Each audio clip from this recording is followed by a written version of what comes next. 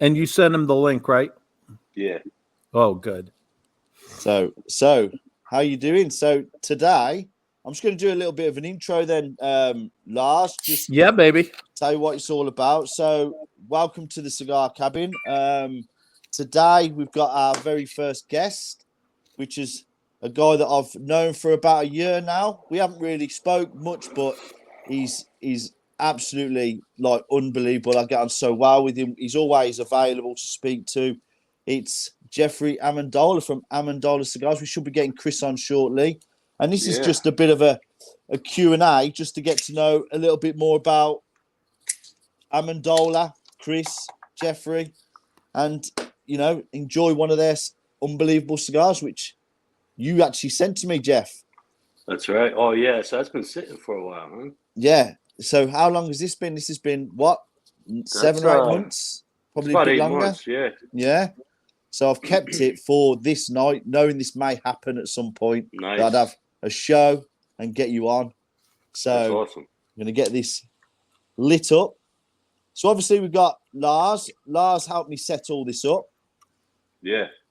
And what we're going to do, Jeff, is just get some cigar distributors in, cigar smokers, people from like Lars's world, which is some of the entertainment. But as I say, I know nothing about that. So I just want solid guys like yourself that are just interesting. Just tell us a bit about what you guys are doing. I've also got the big man here as well. Look. Oh, yeah, baby. That's my guy right there. Big Reggie. He's in the house. That's a great cigar smoking dog to hang out with. You can't beat them, can you? They're just a perfect companion, especially the breed as well. That's what I mean. My girlfriend's dog, who passed away a few years ago. The dog or your girlfriend? No, my girlfriend's dog. Oh, man. Say sorry, bro. It's sad. No, so the dog passed away, but that dog used to smoke cigars every day. It would get really upset if you didn't get a cigar out and light up, and it would smoke the cigar every day. It's my kind of dog. Had to have some weed, a beer, and cigar. Well, sounds like a good time. Yep. The story every day, Reggie, man. With Reggie now, he literally, my partner went, Reggie's starting to smell like cigars because he's in here every night with me when I'm having a cigar. She spoke to me the other morning, just stunk of cigars. Yeah, that's awesome. Yeah, so he don't care though. He's just chilling out. I love it. Enjoying it. Oh, great. Yo, Chris, how you doing, brother? What's up, Chris? How you doing? You okay? Not bad, man. How you doing, Des? Yes, good, brother. Good to have you on. I was just saying, this is kind of our very first time of doing something like this for me as well. I'm like super nervous because like I've never done something like this before. I've done like the reviews and various other things like that. But what are you nervous about, bro? You got a great following, you got a great personality, and everybody loves the accent. So come on, you know what are you worried about? You got a great beard. Yeah, there you go. You got your dog right there. Yeah, I've got me dog. But no, I was just saying to Lars earlier, I am literally nervous about it because I want it to be a success. I wanted you guys on for the first show because I just love the way you guys put yourselves out there and put yourself back and are available. And for me, it was just the first people I wanted on. I could have chosen a lot of people, but you guys was straight on top of me. I said to Lars, I want to get Jeff and Chris on. And I was like, yeah. Show. What's up, Lars? Those guys are great. I'm liking the hat, bro. I'm loving the hat, my man. What's up, brother? Thank you, brother. That's the derby. You good, man. Yeah. I know. That should be the hat I should be wearing. I know. It's very Churchill. It's very Churchill. I was just saying, British. Chris, I've got the Cremoso. Oh yeah, I smoke one of those every morning, man. Every morning. We were just saying, Jeff sent it me about 8 months ago, so it's been standing. Oh man, have you smoked one yet? Is that your first time smoking? I've had one before, but a long time ago. But I've been saving this for this night. You see, I knew this would happen at some point. So, cheers to the Cremoso and Amendola.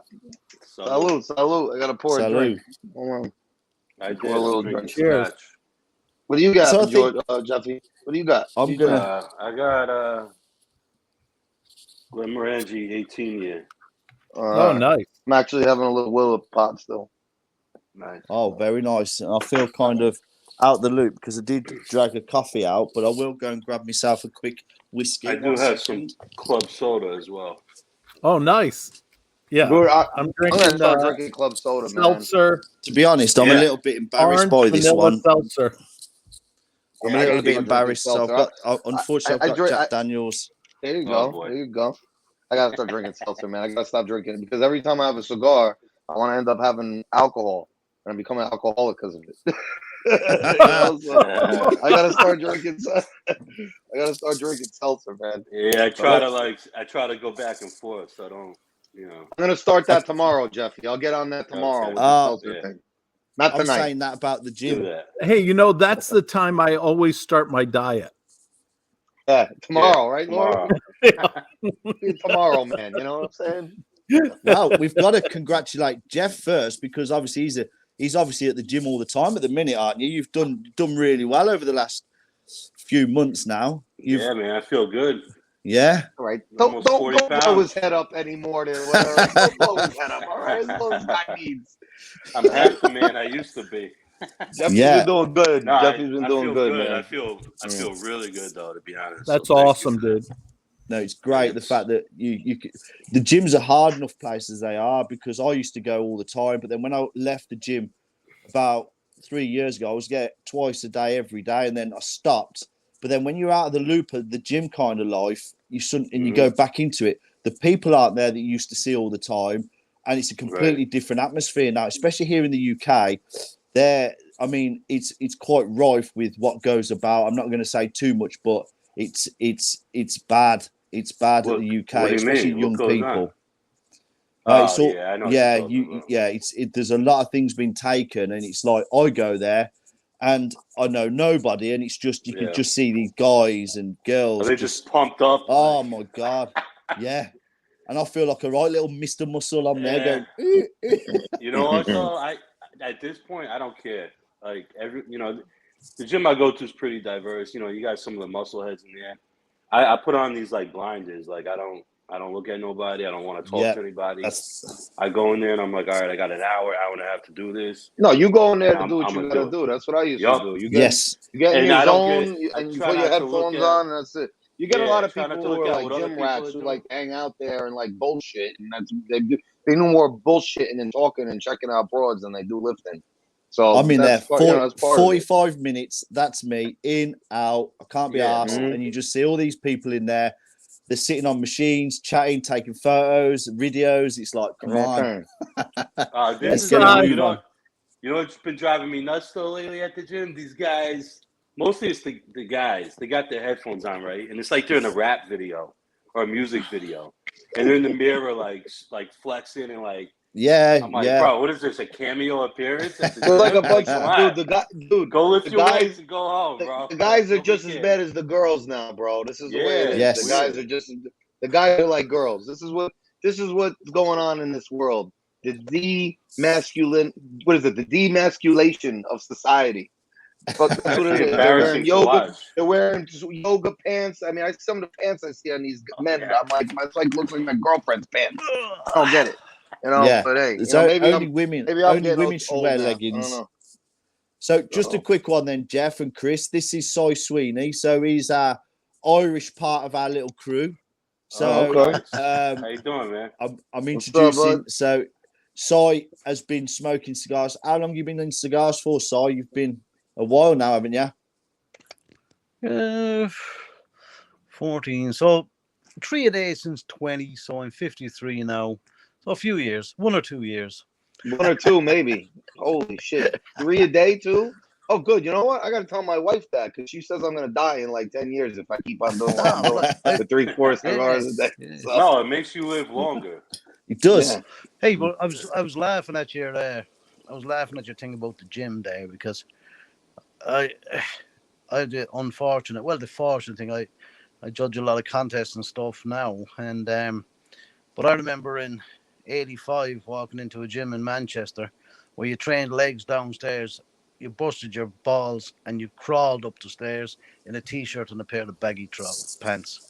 And that's the way it was back then. Now it's a bit sissified, to be honest. Thank you. Carry on, you know.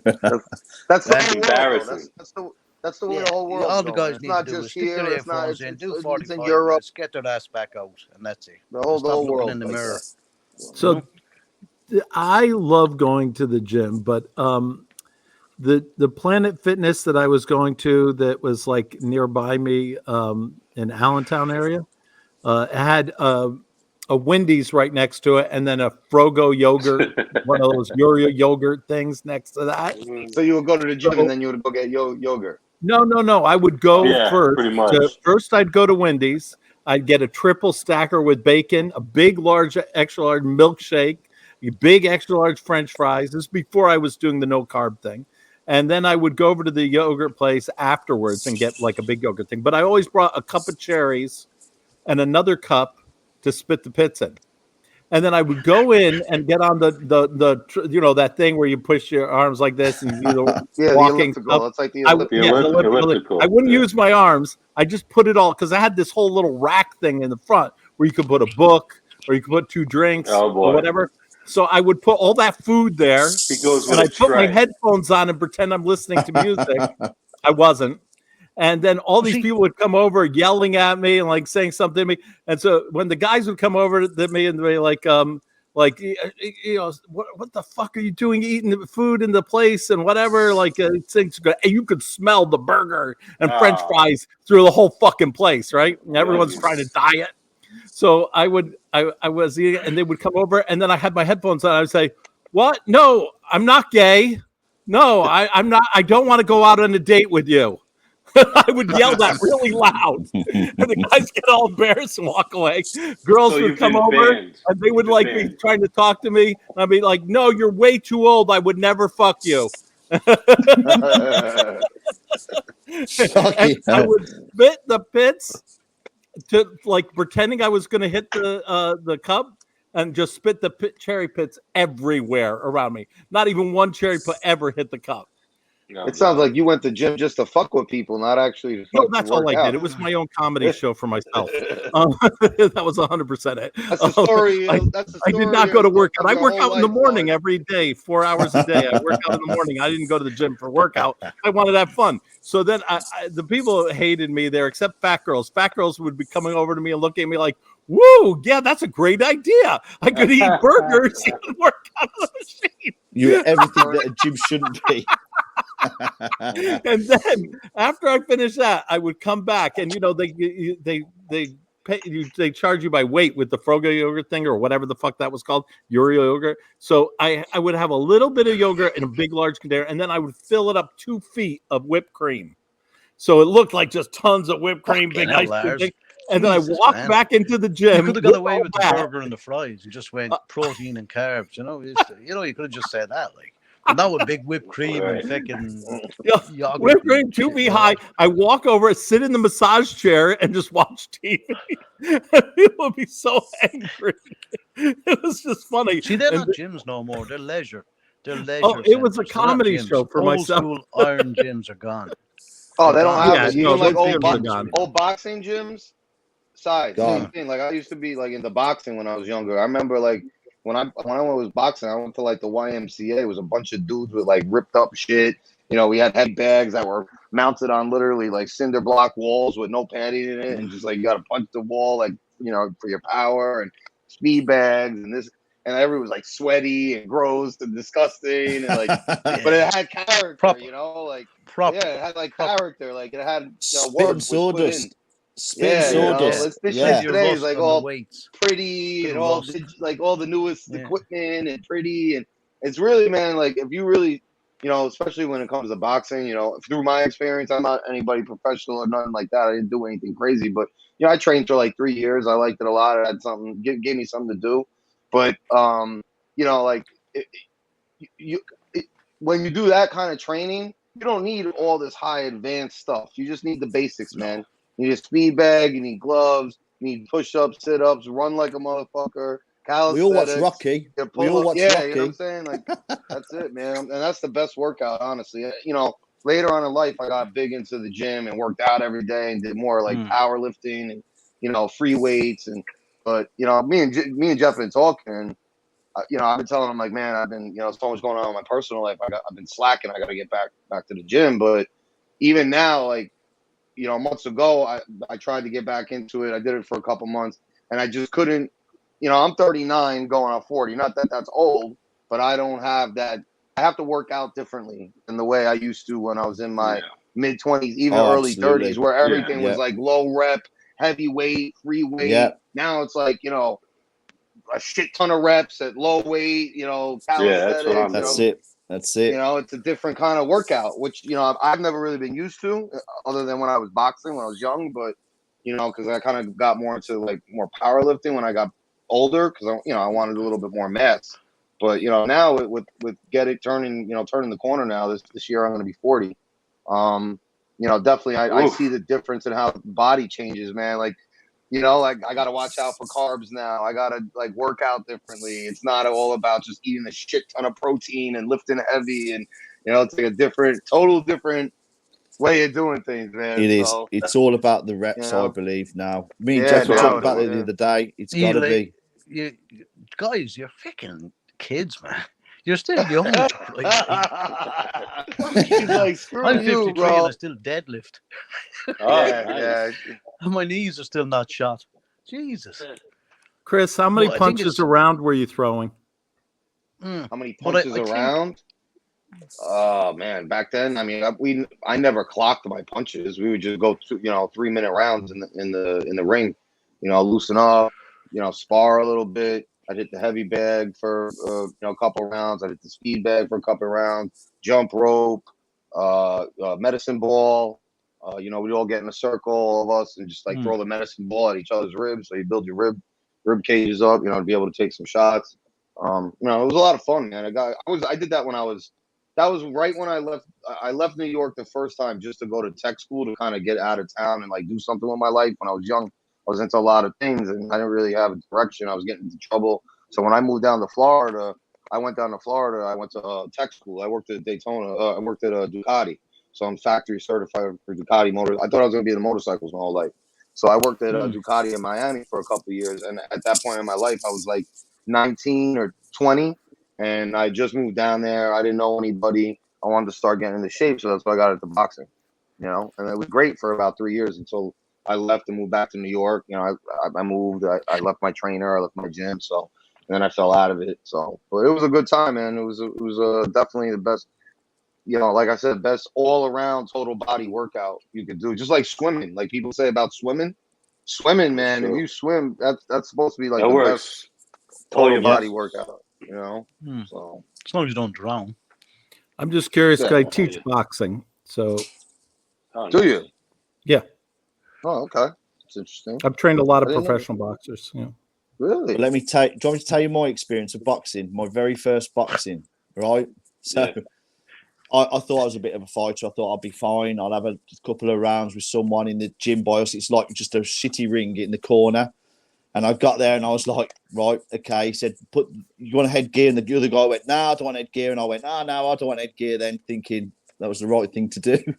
And literally, I remember I stood in my corner, and it's different when you get into a normal fight just outside of anything because you don't get time to have adrenaline or anything. And I just remember I felt so weak. Literally, everything had gone. And all I remember is kind of them ringing this little bell, and that's it. I got knocked clean out.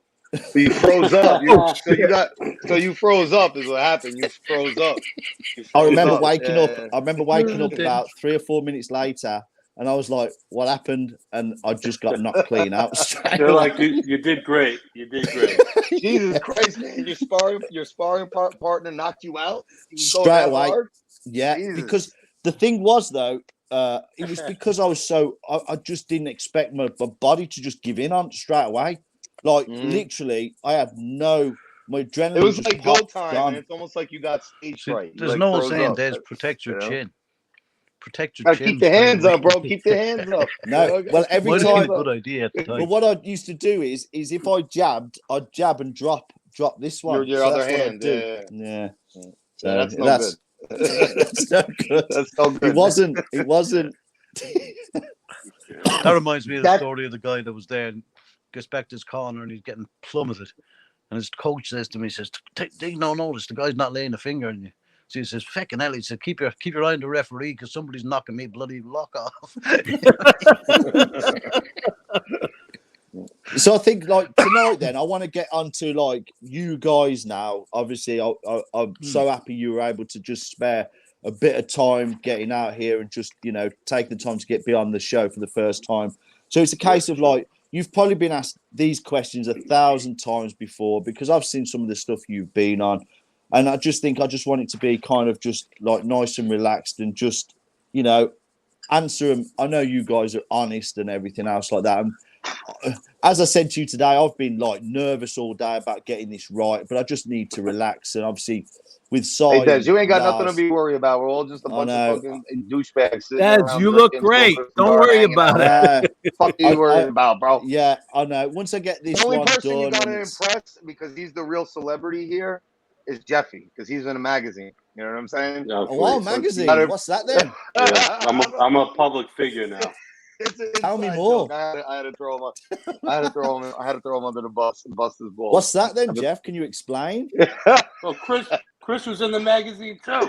Actually, funny. Oh, it's an inside joke because Jeffy was going around. He's like, "I'm important now. You know, I'm in a magazine now." Okay, here we go. There we go. Wow, look at this. I'm a celebrity. Once you make it in the papers, you're famous. You're done. That's great, baby. New kids on the block. Lars is like, I was in like 10 of those issues over the last 20 years. That ain't shit. Lars is like, oh my God. You kidding me? That's awesome. That was our first publication. So we gotta, you know, for us, that was a big deal for us. I mean, especially, you know, two guys that 3 years ago, nobody even, you know, knew really who the fuck we were. So for us to be able to, 3 years since we partnered up, get to that point, it was a pretty good, big accomplishment, I think, for both. I know for me, and I think Jeff too. You know, we were pretty proud of that. I was a celebrity. That's really awesome, you guys. Yeah, I know. He was a celebrity before us, though. Yeah. So what was the plans with you guys then from the very outset? I mean, just a little brief like background of what you guys, how you met, and what your ideas, your plan was. Did you have a process like time period? Was it years or was it months? I mean, what was the plan? The plan was to blow up. Yeah, it didn't work like that. It kind of just happened. It happened organically, man. There wasn't a plan, like, you know, and that's why, you know, we're really, you know, we talk all the time like how blessed, you know, and like we don't want to say lucky, but you know how things are turning out, and we got still a very, very long way to go. You know, we're very humbled by even where we are now, and the people that like you and your platform, and the people that grant us the opportunity to go on their platforms and kind of, you know, tell our story. You know, we're very appreciative of that, but there wasn't a plan. I mean, it was just more, you know, it just happened. You know, we had a mutual friend, and Jeff was actually, you know, Jeff was doing a lot locally in the Carolinas here, and you know, especially with rolling and stuff, and he ended up coming down to one of the spots over here in closer to me, and we had a mutual friend manager that ran the place, and I guess after the event, he's like, "Listen, man, you got to meet this guy Chris. He's from New York. He's Italian. You guys are the same age, grew up in the same area. So you know, you guys got to meet up and just, you know, hang out." So one thing led to another. They ended up coming to my house that night. We ended up smoking cigars till 3, 4 in the morning. Put down a bottle of liquor. Just talked, and you know, it was more of a getting to know each other. Like, you know, what vibe are you on? Feeling each other out. Wasn't going in. We didn't go in, either of us, like, oh, this is going to be my new business partner, or this could be a potential opportunity to have a business partner. I didn't go into it like that.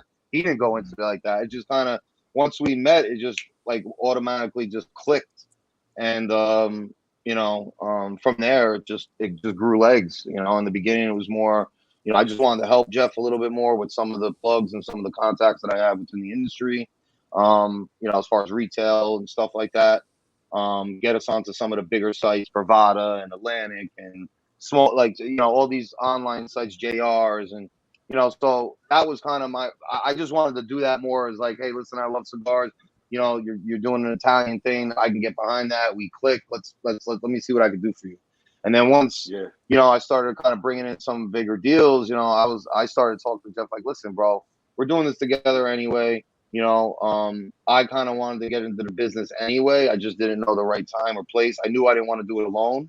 And, Jeff kind of already had built that, foundation as far as, the name and the branding as far as like doing the Italian thing. And I just thought it was something that I could get behind and enhance with some of my ideas. And he agreed. And some of the strengths that I could help bring to the table to help the brand, kind of come up a little bit. And he agreed, and he and I got to give him a lot of, and I say this all the time in a lot of interviews you might have heard in some of the other interviews I've done. I give him a lot of credit, because he trusted in some of the visions that I had for this company. He believed in me, and as far as that trust, because it's not easy to do that. When you have a partner, you kind of started something, and you see a lot of changes going on, and you're like, oh, so for him to be able to do that was compliments to him. I think he knew at that time that it would also benefit him, because I think he agreed that I did have some good ideas and I did have some good plugs and was able to make some major impact with the company. So at that point we were like, yo, man, he's like, I don't want to lose you and have you go do your own thing. I was like, I don't want to go do my own thing. I've been pushing this for this long, trying to get us everywhere we can get in. I said, why don't we just keep on going? Go, half on the company, going on ownerships, and let's do the damn thing. And let's rock this thing out to the end. And, so far, that's what we've been trying to do. Through COVID, through all the other bullshit, all the other changes, we made it through, and we're just grateful to be where we're at.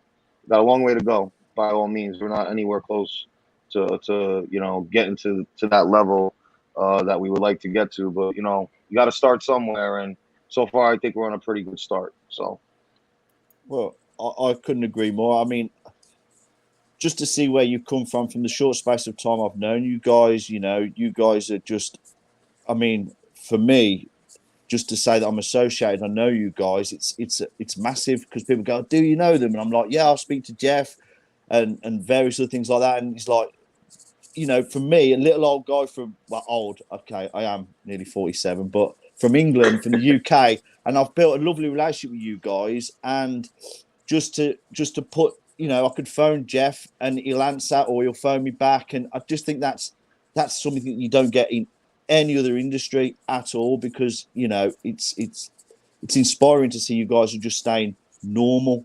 Do you know what I mean? Because there are, I can take it, there's cigar brand owners out there that just get up their own asses. You know what, we've guys? talked about that. You can't forget where you come from, the people to help you get there, man. So we've talked about that. The biggest thing I've learned in life and business, especially this business, is building relationships. You know what I'm saying? Because I mean, without that, who are we? People might see the brand or see us on a podcast or whatever, but there's value in building relationships, right? And that's what helps us stay humble. Yeah, our network grows. We might have our thing going on, but someone like you has your thing going on. How can we help each other, right? How can we grow? How can we put all of our creativity and avenues that we're going down, let's do it together. Chris and I have been talking heavy about that, actually. And we're making some moves, right, Jeffrey? We did some. We're making some moves. And, we're trying to. I've noticed that the reason we got to where we are because of relationships that we had. Yes. The factories that we're in, that was a phone call to somebody that I had a relationship with. Chris with a lot of his networks and with the wholesale side of the business, sales. I mean, it's all relationship, and we got to stay humble, man, because that's what at the end of the day, it's what it's all about. It is. It is. So have you got? And we try to stay accessible too to guys. Like we're open. Yeah. We're easy. We tell everybody that. Like we're not. And I, I just want to touch on what you were saying before. We have talked about that. We always say like, yo, no matter. This is the problem. Some people will end up getting success they get successful and it gets to their head and they don't know how to handle it. And they forget about the people who were there when shit was hard and nobody knew who you were and they had to give you a shot. Like, because you think you made it to this level now that you don't need to deal with those, like that, you feel like they're under you now. And me and Jeff will never be like that. I can tell you right now, man, I've lived broke, with $1 in my pocket. I've worked my ass off my whole life. Nobody gave me shit. Me and Jeff started this business on our own. We're not beholden to nobody. We finance ourselves. We don't get shit on credit. And we keep it that way because we want to be able to run our company the way we want. And also, like I said, going back to the accessibility, like, we tell all our supporters, friends, like your friends, you're part of the family. You need something, you give me a call, bro. Same thing with you, Des. I'll give you my number. You ever need to talk to me, you call me. You need something, no, absolutely. You call Jeff, you call me. We're always open to talk to to people who want to talk. We're never gonna be that standoffish company as we make because at the end of the day, and I say this all the time, and I've said it in other interviews, and I'm gonna say it again because it's the truth. We make cigars, okay? We're not curing cancer. We're not selling out Madison Square Garden. We're not, I'm not, a famous band and we make cigars and we love what we do and we appreciate the people that support what we do. And of course, we want to blow our brand up and bring it to the next level. But we also understand that's going to take time, dedication, and we're willing to put in the work as long as there's people behind us that enjoy our cigars and enjoy what we're doing and what we're putting out and the vibe of our brand, which is totally different, in my opinion, from what a lot of the other brands are trying to do. We try to really stay true to ourselves and what we're about, and that's what our brand's about. And we're not worried. Like, listen, we pay homage and respect. I love Padron. I love Fuente. I love all these higher end cigars too, and these companies. I respect them. I respect their families and what they did for this industry. And I have the utmost respect for all of them. But at the same time, we don't worry about what brands like that are doing because we're not trying to compete with them. We're not competing. No. We're not trying to be Fuente. We're not trying to be Padron. We're Amendola. That's who we are. You know what I'm saying? And we're good with being Amendola and doing what we do, how we do it. And that's it. Yeah. So if I'm honest, I absolutely love your branding. I love the name. I mean, the name's incredible. I mean, me and Lars were speaking earlier about brand names and stuff, and as far as I'm concerned, your name, I mean, it's such a great name for a cigar, Amendola Cigars. Everyone remembers it. I mean, and you guys are great guys. You'd remember. You're very memorable. You're just really, you're people that you would like to support that brand. Yes. Thank you. And that's that's really an important thing in this. You want to support the people that you like. Some of these people in the cigar business. I like what you said, Chris, because I always tell people, like, look, we take dried leaves and roll them in the shapes of penises and then put them in people's mouths. That's true. It's not that big of a deal. And that doesn't say going against the respect of what it takes to get this done in the families and the farms and the workers, but it's the truth. Like, we make cigars, we make an indulgence. We create something for somebody to have an experience, whether that's on their daughter's 16th birthday, a wedding day. That's what we do. We create experiences that people will remember. Oh, I had a cigar, when my daughter got married. So that's what we do. And that's the great thing, is what we do creates memories and creates experiences, and brings people together. And honestly, that's what we're more about. We're about the tobacco. We're about the community, the people who support us. And, we say that, like, that's one of our things is, like, you pick up an Amendola cigar, doesn't matter what race, religion, creed, political side you're on, none of that bullshit. You're all out the window. Family. It's all out the window. Your family, man. Your family. If you're picking up an Amendola cigar, we want you to feel like, these guys are awesome. They treat everybody that supports them like family, and I want to be a part of that family and that brand, and that's kind of how we push it, and it's been working so far for us, and we got some things in the works, some special things that we're working on that is going to kind of show that collaborative and unity within the industry with certain people that are like-minded like us. And so we're looking forward to this new year. We got some special things coming out, for everybody. 2022. So. It's going to be a big year, I hope, for everyone. For you guys, I'm sure it will be. That's the plan. I'm excited to see what you guys are looking to bring out, what you guys are, where you're going to be, because I strongly believe what you said there, Chris, and I'll back Lars up, and I know Si thinks the same. Is like when you meet people, you instantly have that trust. You think these guys are this is fine.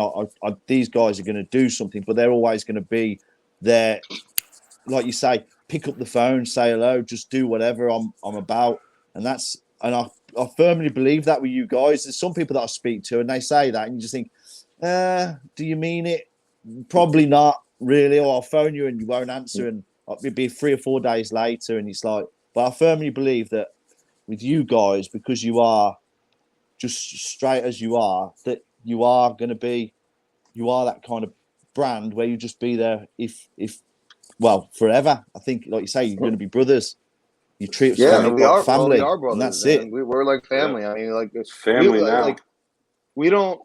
Me and Jeff, and that's the thing. That's what I'm saying. It wasn't forced. We didn't like get together like, oh, we should. You're doing this, Jeff. Like, maybe you need a partner and some help. Like it wasn't like let's team up. It wasn't like that. It wasn't a plan. It just we actually became friends first before we got into business. So that's kind of where I think that we have an advantage. Whereas like some people, man, they get into business and they're not really friends. They end up just being partners right away. And then, you don't have that baseline or that foundation as being friends. So, when things start getting a little hairy or there's conversations that need to be had, you feel a little bit maybe more awkward because you're not on that friendship level. You don't have that personal level with that person. It's always been business. But, with me and Jeff, we were friends first. We met and we just clicked and we were friends, and we didn't plan for it to happen this way. It just happened, and I think that's as far as our success and our relationship, I think that's really been a milestone, a big piece of why we work well together, because our kids hang out, we go on family vacations together, we have holidays together, we bring our family, so it's not just all cigars, business, like we look out for each other. The social side as well. The social side, the family time. No, I couldn't agree more. And like I have the same relationship with Si here. I mean, we speak every day. We like talk. We talk about the things that we're going to be doing, and it's not just all about what, because a lot of people are out there. They're just out there to see what they can get. Do you know what I mean? They're like, just do this, send me this, send me that. I want this, I want that. And you just think, come on, please just be normal and just treat me like a human almost, and treat me like, a friend or whatever. Don't try and turn this into something else. And me and Si's relationship, and like with Lars, we've never expected anything from each other. We've just been friends. We've been like, just got on. That's it first, like you say. And the business will work if you've got that ethic. I strongly believe it, because there's a lot of people out there that just want something from someone. I've seen it from myself, and I'm only small here with the cabin. I get people going, send me this, can you do that? I want this, can you do that? And I'm like, and then I won't hear from them. Do you know what I mean? It's a crazy world that we're living in. Yeah, they're only your friend when you could do something for yes, do something for them. But when you can't, when you serve no purpose anymore, and that's what I was saying before. Like even with our supporters, that will never be that way. Because like, these people supported us when it was hard. Like when it was hard to support, not hard to support us, it was like, who are you guys? Why am I going to give you a shot in my retail shop? Why am I going to, and these people, supported what we were doing and believed in what we were doing. And that's when it's harder. Like it's easy to be somebody's friend when shit is all fucking great and gravy and sunshine and rainbows and everything's going great and everybody's making money and everybody's getting some love and exposure and it's great. It's easy. That's easy to be friends. But will you be my friend when shit hits the fan?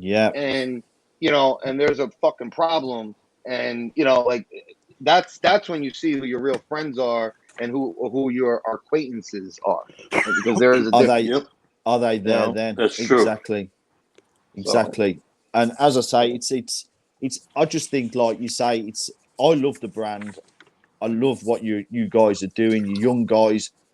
It feels weird me saying that because I always think I'm still in my 30s. That's the problem, and I'm not. I have to dye this beard. You see, otherwise it'll be very many different colours. But I'm still. I think I'm Peter Pan. You see, that's my problem. But I still feel young. That's all that matters. Exactly. At least one of us does shit. I don't feel young. That's all that matters. Like, damn, what happened like to I'm the power, 25. man? What happened to the power? What happened to the energy, man? Yeah, it goes. Wait till you hit 40. Wait till you hit 40. It starts to wither. I'm almost there, man. I got 9 months, 8 months. End of this year, I'll be 40, man. So, I got a Jeffy, year and you're a half. right behind me. So don't laugh over there, bro. You're right behind me. I got a year and a half. Yeah, you're right behind me, pal. So, like I said, yeah, shout out to you guys, man. Thank you guys for saying all that stuff. You know, we're trying our best, man, and we're not going anywhere. You know, we're really dedicated to what we're doing. This is a marathon, not a sprint. We say that all the time too. We didn't expect, you know, to get into this and, you know, be millionaires and on the cover of Cigar Aficionado in you know, a month. It doesn't work like that, you know, and we know that. You know, it's all about just, you know, persevering and being dedicated. And, you know, I think at the end of the day, honestly, just staying genuine to yourself and what you're about and what you're doing, and fuck what everybody else thinks, man. Because you know what? There's a lot of people in the world, and you're not going to please everybody. And if you sit there and fucking try, you're wasting your time. You're not going to make everybody happy. There's some people that love us. There's some people that probably don't like us. And you know what? At the end of the day, and I don't mean it that's fine too. It's the wrong way, but we don't really give a fuck because it's not going to stop us from doing what we're doing. That's the way you have to think. You know, so, it's exactly the way you have to think. I agree. You know, yeah. Not everybody likes you, but not everybody has good taste. You know, that's just the way. That's what I'm saying. And they're the ones missing out.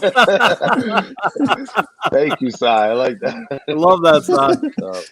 Not everyone has good taste. It's an unfortunate thing. What do you want? Can I ask you guys a question? Yeah. Shoot. I like the way you say about stay true to yourself and stay humble, and that goes with anything you do in life. If you know, don't be there bragging about this, bragging about that. If you're stuck, if you do things, then you've achieved things, you've got awards for things, you've done this and that.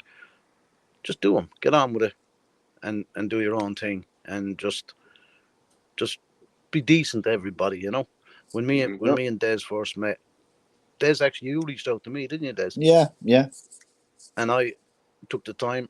You know, with some people, but then there's blatant people out there that will naturally just use you. But you gotta push them to one side. Stay like a blinkered horse in a race. Keep them to the left and right, and keep the positive people ahead of you. And that's what you want in front of you. But I'd love to know what got you guys into cigars in the first place. Oh, and as far as consumer-wise or business-wise? Just in general. In general? Well, for me, just getting involved with smoking cigars. You know, I grew up where Chris and I grew up. You know, predominantly Italian neighborhoods, but I remember my grandfather they have poker nights in the house and smoke cigars together. I always thought that was really cool, right? I wanted to be like that when I grew up. But I used to hang out in the Bronx a lot as I got older, and even when moving around. But I would always go back there and Cigar Factory on Arthur Ave. They were making cigars, and I used to sit in there and watch and see all the guys smoking. And I'm like, this looks like a very gentlemanly thing to do. And a couple years later, we all know you're a gentleman. Look at that hat. We all know you're a gentleman. No, I'm jealous. Gentleman. I love it. How you doing? But you know, I wanted to experience that, right? Like, because I would see it, and I was around it, and I thought, this is what I should do. And I remember getting my first cigar. I was young, 17, 18. Didn't really know what I was doing. Smoked it. Okay experience, but when I moved out of New York and moved to North Carolina, I was in the police academy, and I really started smoking cigars more heavily there. I was 24, and that was my weekend thing. That was my therapy. Like, I had to have a couple cigars, you know, Saturday, Sunday. I was getting into bourbons, and that's where my love and passion really. I started diving into different tobacco, what I'm smoking, and it became my thing. And that's actually where even people just started calling me the cigar guy or the cigar boss, like making fun of me because I was always had a cigar, around. And from then on, it's been, it's my life now. So that's my story. So 18 was when you first That was started. my first one. Yeah. And then, it was a couple years. I wasn't really, I would try them here and there, but it wasn't like a thing. I'm interested, Jeff, to know what your first experience was, because my first experience of a cigar was horrific. I'll be honest with you. So what was it like for you? Did you have an idea of what to do? Because I never had a clue.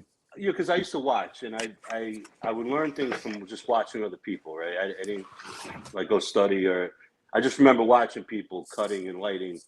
But the cigar I had, I forget what it was. It didn't have a band. It might have been from the factory, but it was dry shit. It was not good at all. Like I let it sit.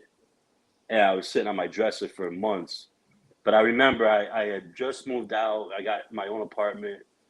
And I was kind of alone. I'm like, well, I should smoke that cigar that's been sitting there, So that's how, it wasn't great, but I felt like I was doing something, and it was comforting. It was comforting. So overall, it was a good experience. It was just probably not a great cigar to smoke the first time. No, mine was the same. What about you, Chris? What was yours? Well, I mean, I always had, like I said, I came, it's different now. My whole family, the last 6 years, has been wiped out, which is weird. But, I grew up traditional Italian, old school family, New York, 7 fishes every Christmas and holidays. You'd have 20, 25 people around the table, and uncles and grandfathers. And, so when I was, my grandfather, same thing, made his own wine, and, they would have a cigar. My stepfather, he actually just passed away like 3 months ago, man. He was a big part of that. I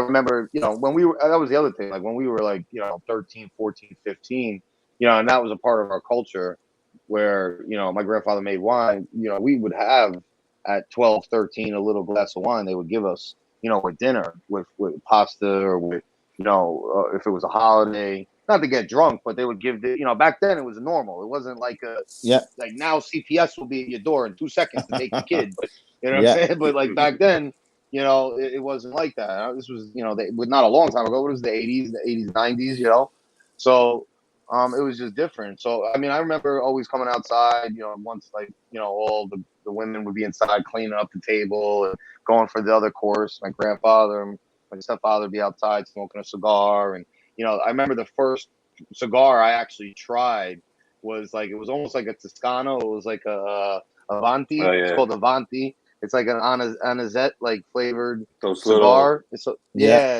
ugly as hell looking. They're made right here in Pennsylvania, up in Scranton, Pennsylvania. Right. Yeah, the Avanti. Yeah, they come in like a box. They're like Sambuca flavored or whatever. Yep. The guy who owns that place is great, and it's been in his family for a number of generations. Really? Yeah. See, I didn't even know that. But I mean, I remember that. I remember that name, and I remember that. And then now as the years progressed, as I got older, here and there, I would have one with them on a holiday, but it wasn't like an everyday thing like I do now, like 3 times a day, or it wasn't a major part of my life. It was more of an occasional with the family thing.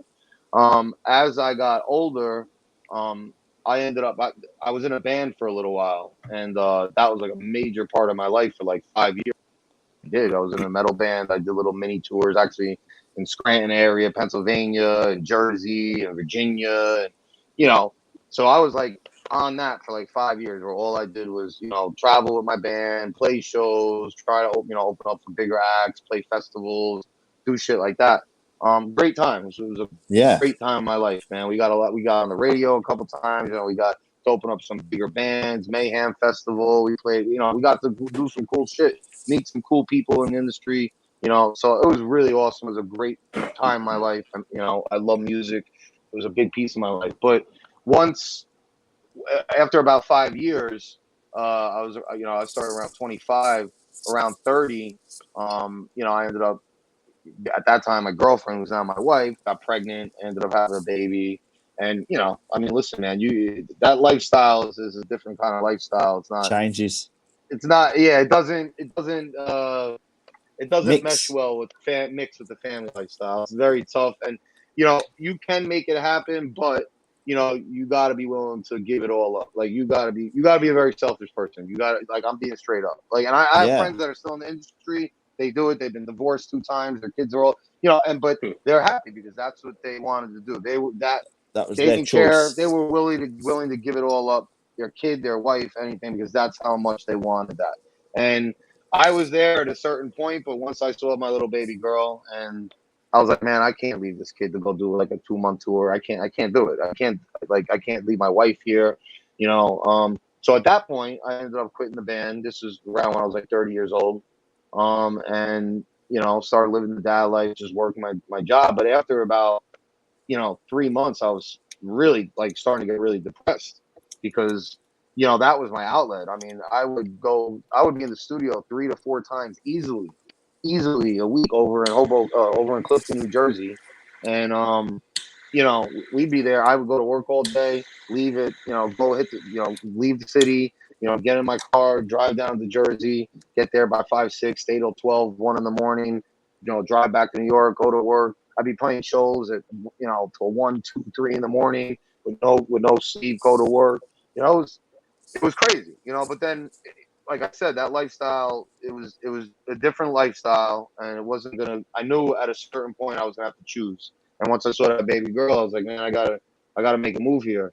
And you know, I started, like I said, getting really depressed. It was a big part of my life, and I needed an outlet. I needed something to be involved in and be a part of again. And at the time, my wife actually, now she's my girlfriend, she's like, listen, you know Anthony, you know some of the guys go up to the lounge, you know different. It's like Vince goes by those cigars there. He's like, why don't you check it out?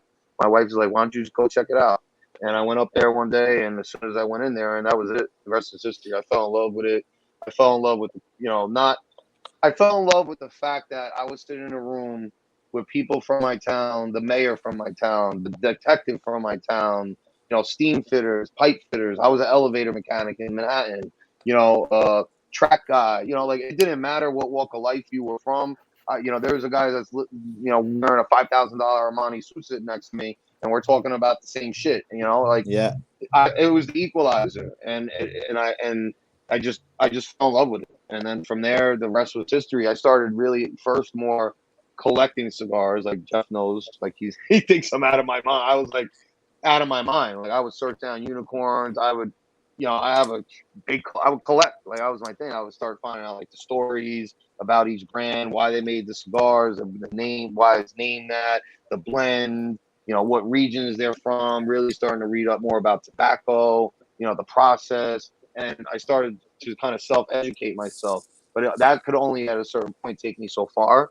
And I still had a hunger for more, to even get more involved. And I just knew it was only a matter of time until, you know, somebody, the right person came or the right opportunity came by that I would seize it. I just didn't know when it was. And like I said, it just so happened out of nowhere, some guy that grew up in the same area as me. I mean, it's weird, man. We never met each other until we moved down here through a third-party person. But when we met him, he's like, yo, you know this guy? I'm like, yeah, bro. I went to high school. He's like, bro. And we're like, how the fuck did we not meet when we lived up there together in the same area? We're the same age and we knew the same people. Like, how is that not? It's weird, you know? Like, it's fate. Fate's a big player in everything, I think. You know, It's incredible. And it's like to hear your story. You've gone from this guy that was in this rock band that was like full of energy, doing all that shit, like that lifestyle, to a cigar smoker. It's a completely polar opposites, isn't it? Because you just all you're doing with a cigar is you're just chilling out. Because obviously with cigars, it helped me and my mental well-being. It was something that helped me. And I'm the same as you, Chris. I'm an avid fan. I love looking at cigars, reading up about them, finding out what they're doing or what they're about. And it's for me, I'm probably on about 4 or 5 a day now.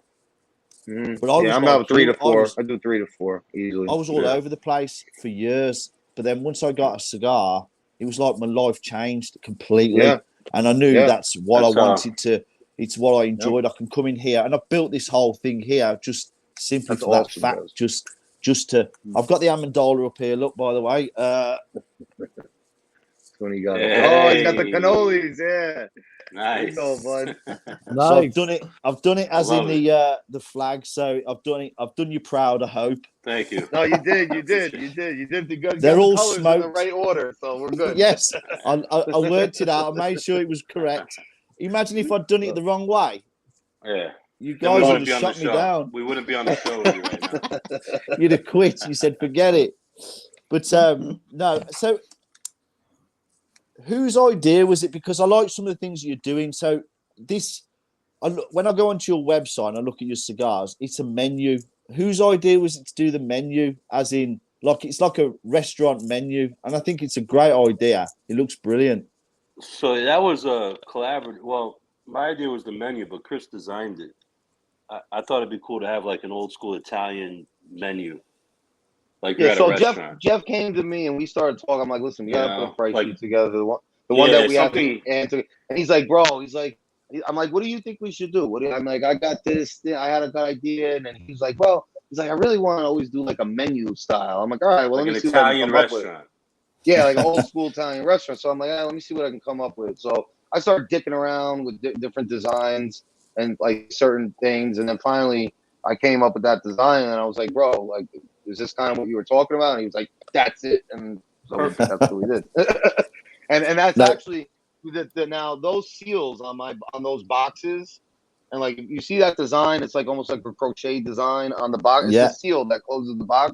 So that's actually my grandmother's tablecloth. It's literally sitting on my kitchen table. Is that what it is? That she handmade 50 years ago in Italy. Like it's literally like it is on my kitchen table. It's right now.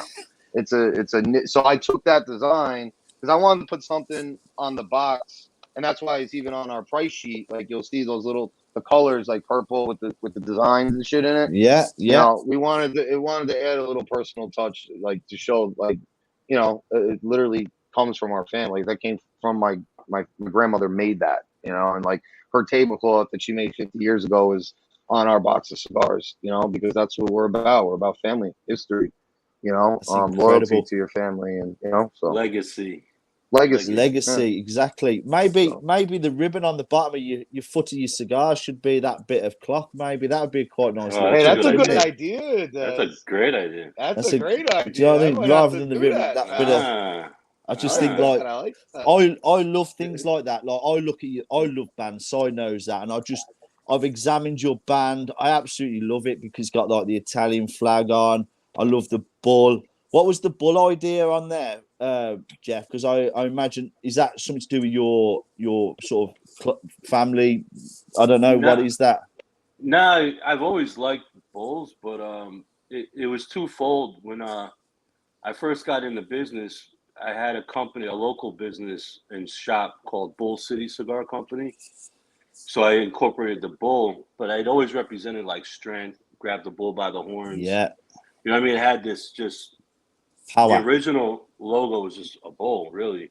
Yeah, it had that power. I'm like, I'm going to definitely feed into that. And we just carried on even into the new logo.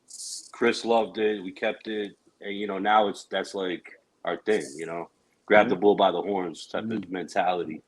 Absolutely. You know? Right there, bro. Well, I was going to lead to that. Bro. To be fair, Chris, obviously I know that Jeff has got the Amendola tattoo on his arm. It's an incredible tattoo. I mean, have you got some work being done on your arm there, Chris? Have you had something done? Oh, I just had my colors hit up because they faded out, so I had to get my color filled in. I had to get the green, white, and red filled in a little bit. I actually went like 2 days ago because it was fading. So I get dark, man. So colors don't stick on me. I'm all like black and grays, and you know, I do all black and grays, man. That's more Chris, my thing. I'm exactly the same. I'm all black and grays, and yeah, completely.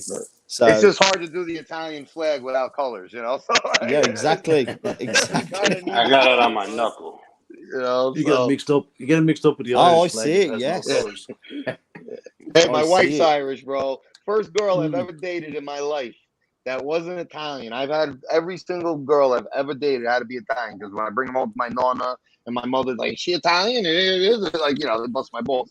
So the first girl I ever dated in my life that wasn't Italian, I ended up having a kid with and marrying. She's actually Irish and German, my wife. And I'm full Italian. So that's a everybody fiery thinks woman. She looks Italian. That's a fiery woman, I reckon. Yeah, she is. She can be. Jeff could attest to that. He's been around for a couple arguments in this household. A lot of fire.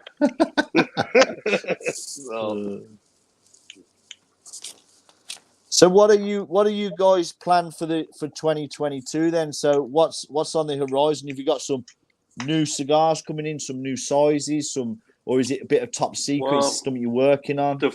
The first thing is we'll be at the TPE next week in Vegas, the trade show. And the only thing new we'll have for that is we re-released 2 cigars, the Padrino and the Especial, that we reblended here. Oh, this is my favorite blend right now that we're doing. Box press, Habano Oscuro. It's made at the San Latano factory in Nicaragua. It's AJ's factory, yeah. Yeah. It's a great cigar. That's what I'm smoking right now too, actually. I'm smoking the Special. Yeah. Oh, look at you too. Re-released the Special and the Padrino this year, like this month. And we'll be at the trade show next week. And we'll tell him, Jeffy, this new Speciale though was so we released this cigar with our Padrino last year. Oh, the first at the end of the year in December, same thing. And the Padrino was a hit. Now that's my favorite blend. Like that was actually the first blend that me and Jeff really kind of made together was that Padrino. So I'm a Connecticut broadleaf whore. I love Connecticut broadleaf. So I'm like, Jeffy, we were changing it from the old factory where it was like this. What was it? It was a dark Sumatra, a Maduro Sumatra, and it was like a chisel tip. And we were like, shit, we don't want to get sued by LFD. So when we changed factories, I was like, yo, here's our chance to change this thing. And you know, he agreed. He's like, bro, we don't have Connecticut broadleaf in our lineup. He's like, let's do it. You know, so I was all in on that. And that cigar for me, that is my favorite cigar we make, is the purple one, the Padrino Connecticut broadleaf. But this cigar came out at that time with that cigar. And when we ended up doing it, that was actually done at La Zona with our cannolis. And at the time when we blended it, it hit good when we were test blending it. It tasted good, but then over time it fell off. It wasn't hitting no more. It wasn't the same. It wasn't special. It wasn't the same. It wasn't up to par as like what we thought it should be. It wasn't where we thought we expected it or thought it should be. So we went back to the drawing table. And last year, actually, last year in January, we went down to Miami. We talked to Eric. We kind of told him some of the things we wanted to tweak. And he was like, listen, he's like, you know, you're already, because, you know, due to the availability of some of the darker tobaccos, like, you know, Oscuro and, you know, Connecticut broadleaf, you know, Eric was like, listen, bro, you already got, you know, your dark, you know, Connecticut broadleaf, the Padrino being made at AJ's. He's like, you know, he's got some really good dark for Oscuro right now. Maybe we should go that direction, try that. And it was a banger, man. Yeah, I mean, he did a great job with it. When we tried those blends, I remember. I'm like, yeah, it was this it hit. We were like, this is special. This is it. Like we literally went to Eric, and I remember definitely we were like, it's just not special.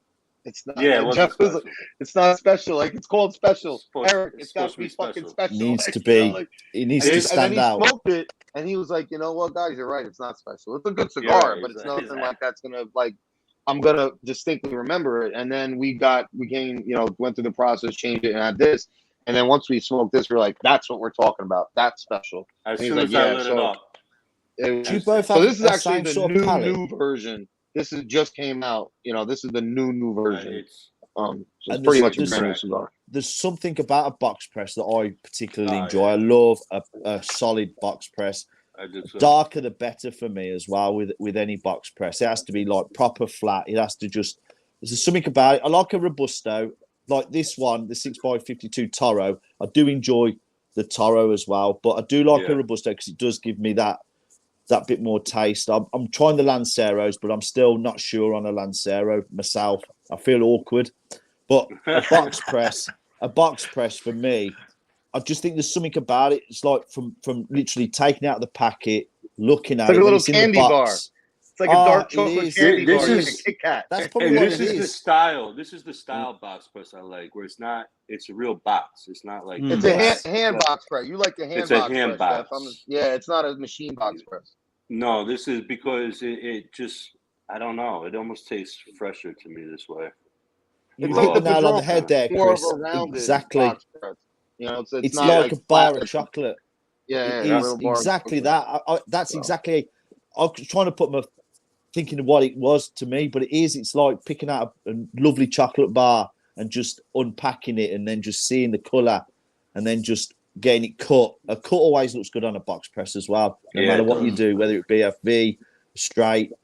I just think a box press for me, it's a great presentation. It is absolutely amazing. So, but yeah, go ahead. So you're working with, obviously, how many factories do you work with? Is it just the one, or do you work with a couple of factories? And how do you guys? Have you two guys got like a similar palate? So when you taste the cigar, you both like look at each other and go, "Yes, that's it. That's it." We have different palettes, but same palettes at the same time. And it's like also Chris loves what he loves. I love what I love, but we also know good tobacco, right? Yeah. So if it's something in his wheelhouse, but I smoke it, I'm like, that's just really good tobacco. That's an awesome blend. These tobaccos together are great.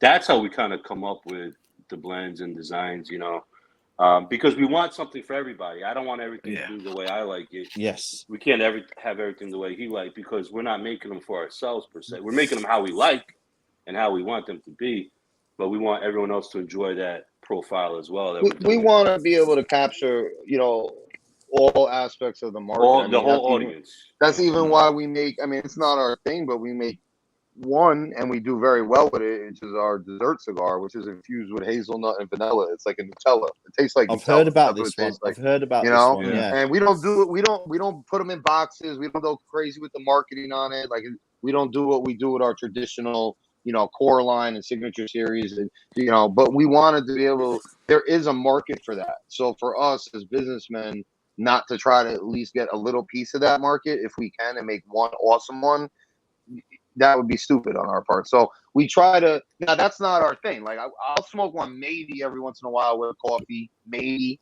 you know, but that's not really my thing. But just because I don't like it doesn't mean somebody else isn't gonna like it, and which is gonna help grow our business, and and that would also help gravitate maybe some of those people to be like, you know what, they make a great infused stick. Let me see some of go through the rest of their portfolio and see if I like some of their regular sticks, you know, like, so we're using 3 different factories. You know, we say this all the time too. It's like, you know, we did that on purpose as well.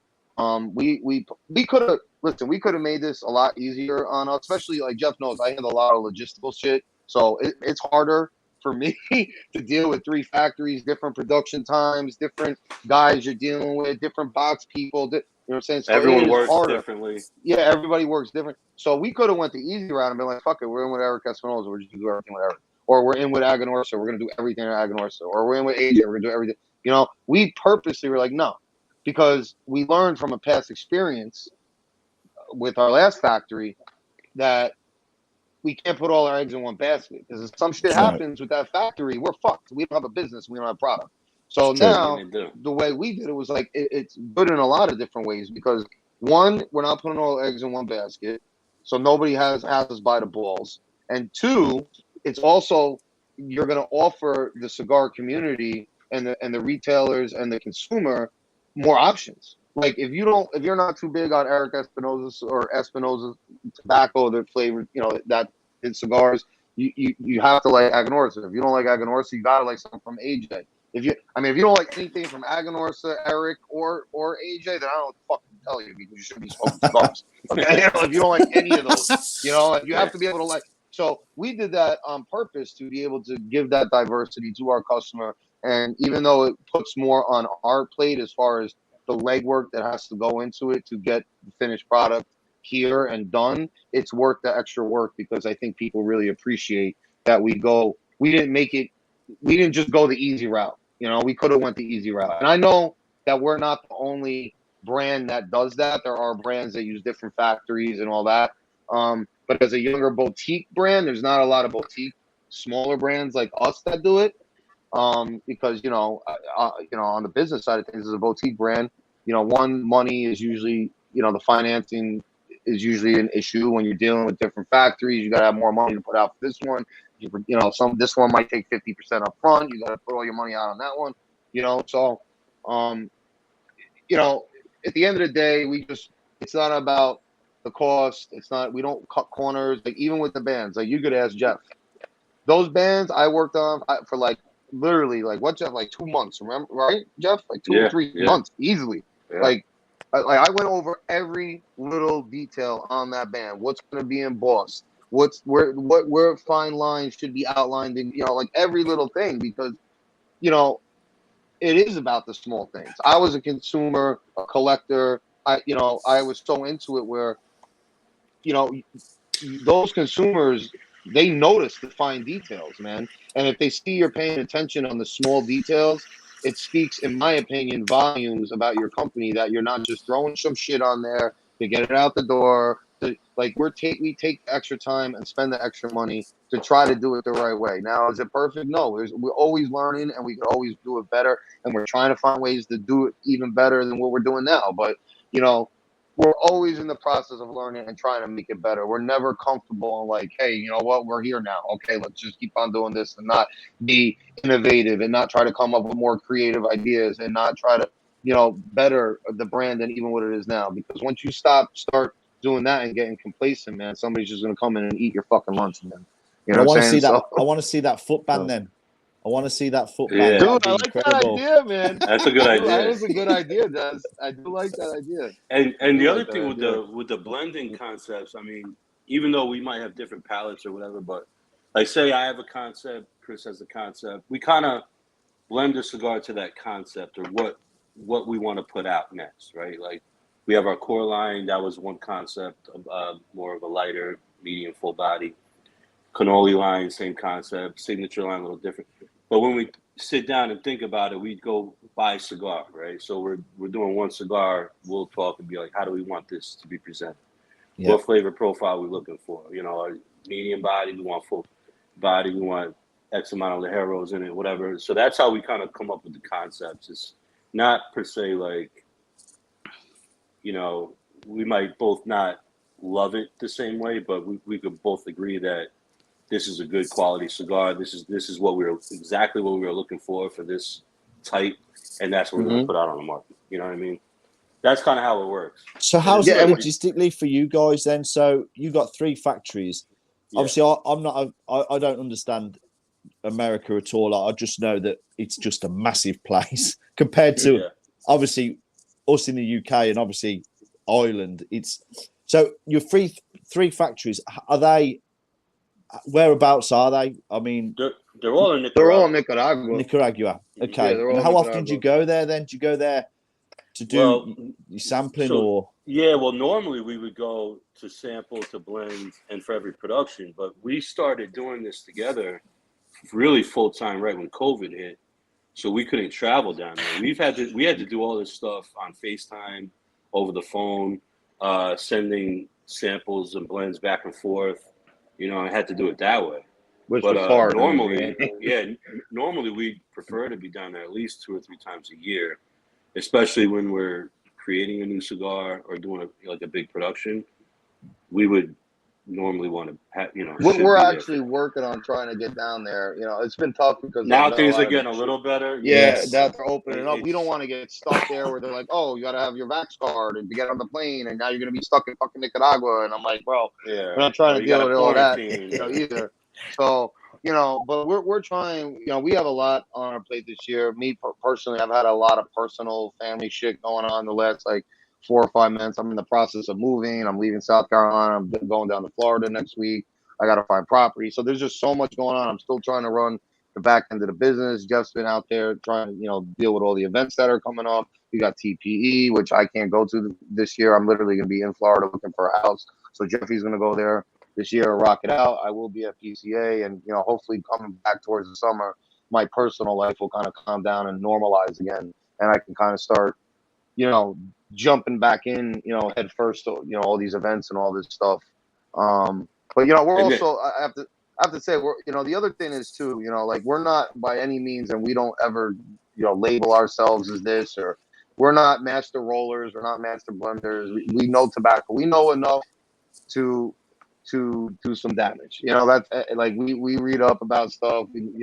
We play with tobacco, we buy tobacco. Like before we even come up with a concept, before we go to the factory, like, listen, this is what we want. Me and Jeff will sit here and play with tobacco and roll, blends up that we're rolling first making, here. and we'll smoke them and be like, maybe that's not good. Take out the Criollo and put it in a bag, or that Ligero from Lapas too spicy. Why don't you put a little less? So we'll play with it here. So when we hit up the factory, we're not like, hey, just give us 3 blends and number them and we'll pick them out. Like, we don't do that. We tell them what we want specifically, and then we'll say to them, all right, this is what we want specifically. These tobaccos, but then we'll also give them the creativity, ability to be like, all right, well, we're going to use these tobaccos you're asking, but we're going to use it from this crop because it's a little sweeter, it's a little nuttier, because you have to let them also. You don't want to be. That's what they do. So you're not. You got to let them be who they are too, because it's like you don't hold an artist back. You let an artist be an artist. You know what I'm saying? Like, even when I go get tattoos, I give my tattoo artist, listen, this is what I want. This is the concept. But my tattoo artist, I trust him enough to be like, yo, you're the artist though, so you're gonna know you're an artist. Yeah, if you gotta add something or take something, just do it. Just go with it. Yeah, we'll all come back. So it's the same concept with how we blend. That's the same, and and I know, like I said, there's a lot of other brands that do it. I'm not saying we're the only ones that roll or know how to roll or know how to blend or play with tobacco, but I don't see a lot of, especially, brands that are at the level that we're at, as a newer, younger boutique brand, doing stuff like that. I don't. Maybe a lot more of the times it's the older brands, But, because that was kind of my question to you guys. Obviously, you kind of come out through COVID, so it was difficult for you to kind of go to the factories and sample and do all the normal things that you would do as a cigar manufacturer going into it. So, like I say, there's probably cigar manufacturers out there or cigar people who want to start a cigar. They'll just get 3 samples and they'll go, oh, I'll take that one, so I just want to get them out. So it wasn't like that for you guys then, was it? You were like, no, it was never like this. This has to be absolutely on it. We would not just put up with something. We're going to make sure it works for us, and I think that's commendable, especially through COVID, to bring a business out. It was hard. And like, I'll give you a perfect example. The Padrino, we could have just said, listen, just give us something dark. You want a Connecticut broadleaf, and that's it. But there was a specific blend. Like, there's a specific, the wrapper and the binder have to be very, and the Ligero have to be very specific on that blend.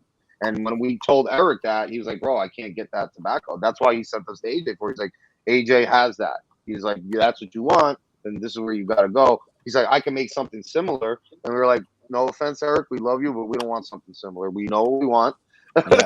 You have we're gonna go. We need to go where we can get what we want, because we know what we want, and there is no negotiation on what we want, because we know what we want. We put it together already. We tasted it. Yeah. Now listen, the tobaccos we're getting is going to be different from, even though it's Connecticut broadleaf or Mexican center.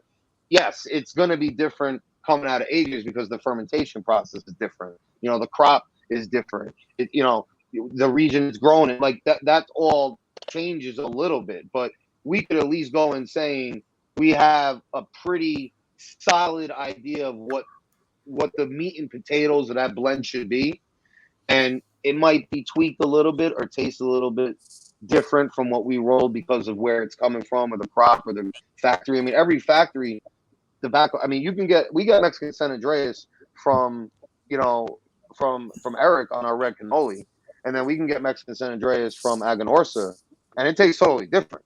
And it's fucking Mexican San Andreas. I mean, the profile is around the same as chocolatey, but there's those nuances in there that you're like, wow, this is the same leaf, but from 2 different factories, fermented totally different, aged differently, and it tastes different, So, and the other major thing that we do a lot when we blend is we are, like me, like I'm huge on retrohaling. Like, I retrohale the shit out of my cigar. Don't ask me about it. No, well, I'm terrible. Listen, if you guys like the retro hell, like we focus heavily on the retro hell when we load our cigars, because you just get those flavors, man, that you can't taste with your tongue. Like your nose has, I think it's like, I don't know the exact amount, but I think it's like your nose has like 50 or 100 sensors in your nose, like sensories, and on your tongue, I think it's only like 5. So you actually taste more with your nose than you do with your tongue. So if you put that smoke through your nose, you're gonna get flavors that you're like, holy shit, I didn't even taste that when I was just puffing it, in my mouth and not putting it through through your nose. So like that Chris, cremoso on the retro hell, bro. It's like Honey Nut Cheerios, man. You know the cereal Honey Nut Cheerios? No, that's mate, what it's like. If you watch any of my reviews, or me and Si do a live review thing on every Sunday. So what we do is, brand owners will send us a cigar, me and Si, and every Sunday between 3 and 5 UK time, we do a live review. Okay, so we do so it's uncut. We can't fake it. We literally say it as it is. So for about an hour and a half, 2 hours, we're just literally smoking the cigar. We're telling exactly what we're getting from it and everything. And there's a segment in it where they go, right then, Des, it's your turn to do your retro hail. Now, I struggle with it, Chris. I really do. It's like Si does it and it just throws out of his nose. I'm sure Lars does it and it just throws out his nose. You can probably do it, but don't you do it, Lars? No. I am. I keep saying, Des, practice makes perfect. Yeah, and I agree with you. We're teaching him. We're getting there. I mean, I'm not going to attempt it now because I will for humor. All right. So this is mine. Put your hand over your mouth. Breathe out your nose. Don't inhale it. Now breathe out your nose. Almost like you're going to blow a snot out. Sorry. Oh, are you trying to retro hell? Yeah. Yeah, Jeff. We were just saying how terrible I am at it. Okay, I'm not. Why? I can do it sometimes. Some people can't do it, man. I do it all throughout the cigar usually if it's good. Yeah, you got to, man. You would taste so much more. And listen, in the beginning, it's just gonna. In the beginning, it's just gonna burn. The lads have said it. There's a reason. I don't torture you on a Sunday. There's a reason I want you to do it. Yeah, because you're missing out. No, because in the beginning, you're not gonna like it. It's just gonna burn. But like as you get accustomed to doing it, then it's not gonna bother you. It's not gonna like fuck your sinuses up, and you're gonna be like, wow, okay, now I see what they're talking about. But like if you're not used to doing it, it's gonna take like a month or a couple of weeks of you when doing I get it for right, your nose to get used to it. When I get it right, I know exactly what you mean. When I get it right, because sometimes I do it, and people are like, you've done it. But then I try and think, how did I do it? And I overthink it. And then I end up like not being able to do it again. But I know exactly what you mean. The taste. This is the best way to learn. This is the best way to learn. I'm going to tell you right now. Jeff's going to know exactly what I'm talking about. We got our buddy from Illusione, Brian Matola, put the best video out of how to learn how to retro hail. He literally is like, this is how you retro hail, everybody. He took the cigar, he fucking puffed on it, he took duct tape, and he put duct tape over his mouth. And he's like, and right through his nose, he's like, no, that's how you retro hail. This is how you practice retro hail. I'm gonna try the cover the mouth then. Yeah. I think duct tape might hurt my beard. I think I might have some be issues with that. For you. That might be a little. I'll have like a line there of no beard. That's funny. But no, I'm gonna get there. I will get there for sure. It's gonna be one. So how you liking that cremoso, Des? How you liking that cremoso? I love it. I really do love it. And like I said, it's been sitting in my humidor for about 8 months now, and I mean, I can't fault it. I can't fault the cigar. It's great. The ash is great. The construction is still solid. It's not hot in the fingers, which just tells me the aging. There's a nice ring on it.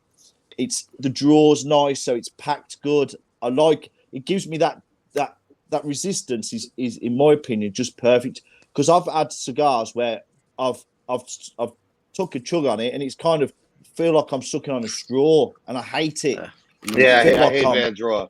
I hate a too tight draw. Too tight. I don't care how good the tobacco is, man. That drives me nuts. If a cigar even if the tobacco is great, the flavor is great, but the draw sucks, bro, I won't even waste my time with it, man, because you feel like you're fighting it the whole time, and the whole point of having a cigar is enjoying it. And if you're fighting with the thing the whole time, like you're just killing the experience, you know? Yeah, I get immediately frustrated with a completely loose draw because I just go, and it just hurts my neck, and I'm like, this isn't enjoyable. Whereas I'm not just saying it because you guys are on, because Soil know and Lars, I am honest. I try and be as honest as I can. This and the ones that I've had have just given me that. It's just a beautiful resistance, just perfect. It just works for me. Like I don't have to work hard on it. I just like. You got to say though too, Des, for Connecticut that thing's got balls for, and we made that purpose. I mean, there's also. I mean, we make a cigar that has a fucking bull on it. Okay, we can't make weak cigars. You know? And I gotta say, like in the beginning, Jeff he liked more medium cigars. Like as we hung out more, because I smoke a lot of other different cigars too. You know, I started giving him some darker shit, and at first he's like, "Man, it's strong," and then little by little, bro, he started liking stronger and stronger cigars. I like stronger cigars as long as I can taste the blend, like the tobacco. Yeah. You know? Chris and Jeffrey, Devin wants to know how to find your cigars. Google AtlanticCigar.com. Yeah, but just Google Amendola Family Cigars, and like 5 stores will pop up online. Yeah, if you hit our retailers online, you can go Smoking. Atlantic Cigars always has our whole lineup. They've been loyal to us since day one. AtlanticCigars.com. Smoking has them. Small Batch has them. You got Kerry has them. Yahante. Pravada Cigar Club. So yeah, there's a couple. Just Google the brand. Yeah. We'll make sure Des, you sent me four Amendolas, didn't you? Different ones. Yes. I sent you the ones that are on the wall there. So you got. Yeah. I actually. So that thing's got some kick to it, right? Des, for Connecticut. Do you know what? Very good. I didn't realize the Connecticut was so it's strong. Deceiving. It's deceiving. It's like got two different. We got 2 Lee Harrows in there, man. If you actually look at the end of that cigar where it's marbled, the center, before you light it up, you'll see it's dark as hell right in the center because that's where people sleep. They're like, oh, it's a Connecticut, it's gonna be weak, and then you light it up like, holy shit, for a Connecticut, this thing's got some punch to it. And the reason why is it's actually got 2 Lee Harrows in there. Well, this is what I'm saying about this one. This isn't just. You think normally with the Connecticut, it's going to be like, is it going to be your first smoke in the morning because it's a bit lighter and you can just. But this, I think you could smoke. Well, definitely, you could smoke this at any part of the day. It could be the end of the day, cigar, start, middle, and this is just it's just easy, and you've nailed it. It's for me. I love the Cremoso, and I think there's a lot of people out there that have raved on about the Cremoso, and like I want to try more of your cigars. I want to try and get a few more in. It is more difficult here in the UK. Like I do order from Pravada and Smoking. So I'm definitely I'm a fan anyway. I love you guys, and I'll always support you. Like you've always supported me. You've always been there. But one thing I want to ask you, Jeff. So you do rolling. When did you learn? Was it many years ago, or what made you decide that's where you wanted to go? Because I love what you do because you'll just pitch up a stall, won't you, and just roll for people at events and stuff. I mean, that you still do that, don't you? You still do that. Yeah. I pick a sidewalk sometimes too. Like it's brilliant. I'll just go set up the table and roll cigars on the street, because it's really good exposure for us, and we'll sell some cigars there, and people want to know what we're doing. But I learned how to roll cigars when I wanted to get in the business, and I was doing a little like side event business on the side of I was a cop at the time, but I would post up and I would buy cigars from the Bronx and sell them at different bars and restaurants, kind of do like cigar nights and bring people out. But I felt like no one was really making cigars here in North Carolina when I moved down here. No one was really captivating the whole rolling experience. And I'm like, well, no one's doing it. I should do it. And I felt like I could do it. And so I went down to Ybor City in Tampa, and I met a woman there, Odelma Mato. She's a Cuban family, rollers. They have a factory in Ybor City still. And I walked in there, and asked her if she'd be willing to teach me. Told her what I had going on, and she was like, "Yeah, pick 2 weeks, come back." And I did, and it was an awesome experience. I mean, I was expecting, to have to pay her and buy the tobacco, and she just took me in like family, and I learned how to prep tobacco, blending, rolling, bunching, wrapping, and I learned the basics. I got the foundation right, and I brought it back to North Carolina. I actually set up a little factory here for a while. A couple of years, we were making cigars here. But yeah, then I marketed as a cigar roller, and people started hiring me to come to their weddings, country clubs, golf events, and we're still doing that today. Still doing that. That's going strong. So when can I hire you for the UK then? You let me know. The books are open. The books are open. It'd be amazing. That would be incredible, man. It'd be unbelievable. Yeah. I want to go to Europe, Jeffy. Get on that, bro. Let's go to London, bro. Yeah. Let's go. Where exactly? Is that London or Britain? The easiest way for me to tell you where I am. Do you know? So everyone in America, Stratford upon Avon. No. So Shakespeare. So Shakespeare. That's where Shakespeare. I heard was. of it. Yeah. So Juliet. I'm probably an hour and a half away from London. I'm in Midlands, so we're in the middle of the UK. We are. Okay. We have this like twang, so it's like a bit more. It goes kind of as you come up, it goes a bit slower. So I've got kind of, it's called a Brummie accent. Sorry, so Peaky Blinders. I am a sucker for a hot British girl and her accent. I'm sorry, I love the British girl. What about the Irish? What about the Irish? I like the Irish. I like that. Yeah, I got an Irish girl. But I don't know, that British accent, man. That gets me. Oh, man. God help you. I love that. Do you have any plans of getting? Have you got any plans of like UK coming over here and just we having got our cigars out there now? Yeah, so Gareth is bringing our cigars in. We just got we're waiting for another paper, I think, to get passed, but he's bringing them out. So I think once the cigars hit the market out there, then we should plan something to come out and maybe hit some of the shops or set up some events. If you know anybody that will spend the week and just hit up different spots. Well, that's because I think we got we got Belgium now, right, Jeff? We got Belgium, South Africa, and Germany, right? I think. Well, Gareth in UK. He's going to distribute to Germany. Yeah. England and Germany. Belgium and then South Africa's getting in order. So that was one of my things. Was like I always wanted to be international, and we finally been a couple of years. We're finally there now. We're getting over there. So the PCA we'll come out for events. Yeah, absolutely. I mean, that'd be incredible because we can. Like I know Sai has so many contacts as well. Because Sai's an ambassador for Ireland, aren't you, Sai? For the cigar, you're an ambassador for cigars in Ireland. So, nice.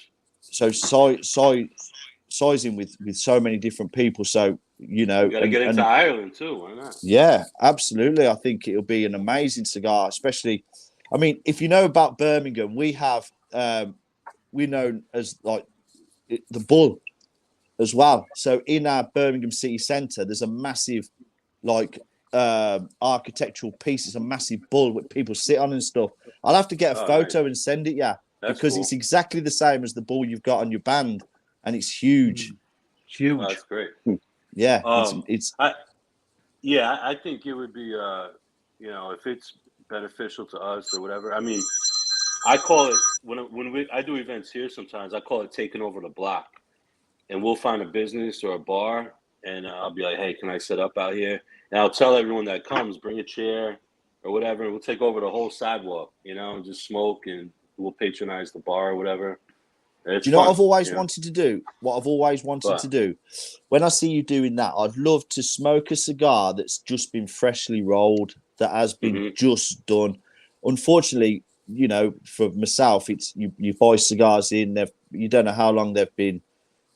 I'd just love to have a cigar that's just been freshly rolled. You just hand it me and go, get on that. It's a different experience, and people love that. They love when we go to shops and do it, even at the weddings and stuff. Like it's funny, like watching people. They're so amazed, and like just I get pleasure from watching them enjoy. You know what I mean? Knowing that, rolling a cigar, they're smoking it and think it's, you know, the best experience in the world because they never had that experience, right? And yeah, it's great. Plus, I can ask you. I mean, it also helps a lot of push the brand a lot. Like when we do a lot of stuff with retail shops, we tell them, we say, listen, you know, you buy a certain amount of boxes, we'll come in, you know, free. I mean, when it's a retail shop and they're buying 50, 100 boxes, obviously we don't charge them to roll. We'll say, listen, you're buying 100 boxes. We'll come in, we'll do an event. We'll you know, roll cigars, free hand and we'll rolls. do giveaways. You buy 5 Amendolas out of the humidor, we give you a free fresh roll. It works good for everybody because it gives us the exposure. The customer gets a great experience, and you know, it opens up their minds to trying, you know, our other, you know, the rest of our lineup. And it helps the retailer on their end as far as, you know, pushing product out of their humidor. So it's a win-win for everybody, you know, the customer, the retailer, and us. So and it's like that's why we try to make that part of our stuff. And when you've done the roll, when you've done it, you pass it to this person. This person might not be a cigar smoker, so you're there to help them and assist them to smoke that cigar as well. You're going to support them in that way as well, because, like I say, my first experience was terrible, but because I had no experience, I made out that I did, and it quickly turned out. It quickly turned out that I had no idea. I literally took it all back, and it was outside a restaurant. The next thing I know, I'm in the sea, just being sick everywhere. People are trying to eat their food. Right, he was inhaling. He was tell them, Days, you were inhaling. The whole thing. He'd never smoked a cigar before. That's the other thing that benefits when we do these you made events. Yourself green. Yeah, because people, we create a But memory. it's good to hear. It's good to hear you guys, because, you know, at the moment, like when COVID started and things started going up, or, you know, a lot of boutique brands came along, and there is people in it for a quick buck, as you know, guys, you know. And there is people there, substandard tobacco, and there is little things like that are happening. And it's the nature of the beast, unfortunately. But it's great to see that you put so much effort into it, even down to the band, down to what you're thinking about, you testing them, making sure the consumer, that the people that you met that are making your blends know what the consumers like as well. You're not just thinking of yourselves and your own personal, all about me. I like this, I like that. But you can see you're so passionate. Even that thing about rolling, like, that's how many boutique people are going to go out there and take over half a sidewalk and start rolling? Nobody. You know? We're the only ones. It's just it's listening to you for the last over an hour. The combination of everything, like, is fantastic, and it's working, and that's what counts. And you're stepping forward all the time, and it's wonderful to hear that, rather than think, you know, you can tell if people are like, just in it for this, or we're going to be the greatest in the world, and haven't got a bull's notion. But I've always you guys are equated this really, to really like doing music. well, and smoking a few of your cigars was actually very enjoyable, you know. Thank you. I've always equated this to like music. You know, like when I did music, I did it because you loved it. You can't get into the music game because you think you're going to be a rock star. Like, if that's the mentality that you have, then you should not be playing fucking music, because that's not what it's about.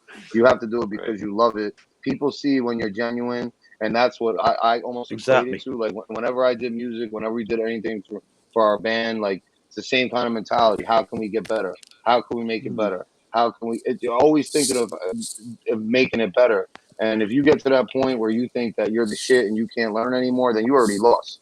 You know what I'm saying? Like, you got to always be able to try to be able to give yourself constructive criticism, and look at yourself and look at your brand, or look at whatever you're doing, whether it's music, whether it's cigars, and try to be the best at it. If you're not trying to be the best at what you're doing, and you don't love what you're doing, then you're wasting your fucking time, and you're wasting everybody else's fucking time too. Exactly. You know what I'm saying? So, the other thing I love about the events too is, like, a lot of times, like Des, you were saying, it's people's first experience, or especially at like weddings or different things. Even at some of the retail shops, people are getting into it. But what we're able to do is answer questions about tobacco, right? Yeah. We have raw leaf there, so we're able to talk about that. We're able to tell if people need help cutting, lighting, or how to taste. We're creating memories. Yes. And not only does that, we're able to help the consumer, but the consumer will now never forget that memory or experience was with Amendola Family Cigar. For sure. You know what I'm saying? Yeah. So it's like we're creating these memories for them, and it works it's awesome. You know, I love and it. like Si was saying, you're the brand owners. You're there doing it, just setting up, just being out in the streets. You've not, because there is people out there that have got sort of small success and then just like it's gone to their heads, and then they don't do much regarding bringing new people in or doing what you're doing. I think what Si was saying, and I completely agree. You're out there, and you just, no matter what it is, you're still accessible. The owner is accessible. It's a great experience. I'd love to just stand there and watch you do a roll of a cigar and just take it straight from you and go, right then, let's see where. Cool. And I think that's unbelievable. Cool. And what's happening now is, I was going to say, Jeff, that was the same thing when we spoke. We were saying that was a major part of why we, like, you know, me and Jeff both have, you know, different strengths. We could both do each other's, like, sometimes he'll have to step into some of the things that I'm dealing with. Sometimes I'll have to do an event and, you know, step into what he's doing, you know, but like we knew from the jump, and that's why we thought this would be a great partnership, because we knew that having that, we got to be able to not dominate, but have a little bit of every part of this industry. Like, you can't just have a sales guy who's doing things from a phone, trying to push your cigars, you know, from a desk. You could do that to a certain point, but your brand's only going to make it so far. We want, like, we have, I think, the perfect combination of, like, all right, you know, I'm pounding the phones a lot, trying to get out there, trying to do a lot of logistical stuff, coming up with marketing ideas. Jeff's out there promoting, you know, the brand, you know, with as you know, with his face and rolling and getting out there, and so, and like, we wanted to be like, you got to have both sides. You got to have the event side of your business. You got to have, you know, the back end right. You got to have your distribution right. Which, shout out to Illusione. I mean, they were a big part of our success over the last 2 years when they took us on for distribution. That really streamlined our business. Took a lot of pressure off of my shoulders, because before we even did that, you know, I was doing a lot of the invoicing myself. We were getting, you know, doing everything through PayPal. We were getting nailed in fucking fees, you know. So it was hard to get everything out. You know, I'm working. I can't ship all it. Like, it was hard, you know. So once Illusione, and we didn't reach out to them. They reached out to us. They were like, listen, we like what you guys are doing. We like your vibe. You know, that made us feel like, oh shit, maybe we're doing something right. That a big brand like Illusione is willing to, you know, take us on and even do that for us. You know, we were honored, you know, because we love their cigars to begin with. So for somebody like Dion to be like, hey, you know, like, you know, you guys are cool with us, come on in, and they've really taken us under their wing and really have supported what we're doing. Like not just saying that because they're our distributor. Like, they really care. Like, you could tell, like, the whole crew over there, Howard, Brian Matola, Dave, like, all them guys, like, they really care. They want to see us succeed. And, like, that's a big part. Like, we're only 2 people. We can only do so much. We have to have the people around us that are on the same page as us. Yeah. Because, support, you know, those things. That are going to support those things. Because, like, listen, we could be great. I could be doing everything on the sales side. I could be getting deals, doing all this. Jeff can be booking events every single night. But, like, if, you know, our distribution's fucked up, or our factory partners aren't on the same, don't take us seriously and don't see our vision and be like, oh, these guys are going to do, you know, a small run. They'll be, you know, get a little love for 6 months and they'll sizzle out. We're not going to make them a priority. We're not, like, they have to believe in you too. And it's every aspect has to be like a well-oiled machine, because even if we're doing what we need to do on our end, we're only one person. Me and Jeff aren't cranking out and rolling 100,000, 200,000 cigars, you know, a year by ourselves. Right. We depend on the factories that we do business with to be able to come through for us. So as hard as we work, you know, we gotta pay homage to the people on the other end doing their job, because if they're not doing their job, as much as, you know, we know tobacco, we know our blends, we know what we want to do, we can roll, we're fucked, you know, if they're not doing what they need to do on their end. So it's a collective process. It's a team, and like, you know, a lot of these brand owners, you know, once you get to a certain level, if you get big headed or whatever, you can't ever forget that. Like, you know, the guys getting paid a couple dollars an hour to go roll your cigars, like, they're part of that team. They're part of your success, because without them, no matter what you're doing, whatever deals you're putting together, they ain't making that fucking cigar. It doesn't matter what you're doing. You know, Yeah. it doesn't well, matter. And I'm sure Lars, if anybody could attest to that. I mean, the guy's been in the business forever. Yeah. You guys got it balanced. And if he's out there crushing it, coming out with awesome marketing ideas, awesome cigars, if he can't get the cigar made, you know, on a production level that he needs it to be made on a timely, you know, on a certain time and a certain, you know, the construction, the flavor, like if he can't trust that the factory that he's using to make that cigar, then it doesn't matter how hard Lars works and what he's and how, you know, you have to at a certain point you have to realize you are dependent on other people too. You know, you have to. I started out rolling cigars when I was like 15, and then I set up my own factories. So until I started working with Alan, I always owned my own factories. Yeah, see and I trained all my rollers, I trained my sorters, I trained my bunchers, I trained everybody in the whole place. So you know, I'm actually thinking Lars, about it's funny you said that, man. We have been talking, and it's not going to be now. We got a long way to go, but you know, I look at everything through a business aspect lens a lot, and I look at things that make sense. And at the end of the day, you are at the mercy of the factories, and that's the one thing that drives us nuts sometimes because a lot of them are backed up. They have to make, you know, so you got to make sure you're putting you priority. And obviously, the more you sell, the bigger orders you put in, you're going to be put in you know, priority. But we have talked, like eventually we want to be able to control our own supply chain so we can dictate our own rules, you know. I've but been wanting that from the beginning, and we've been toying with the idea. You know, that's another whole other beast though, you know. And we're just starting to get our sea legs over these last, you know, couple of years with obviously the rebranding, all the changes that we made the factory. So we're kind of like now at this point, we're like, we're going to put some new little projects out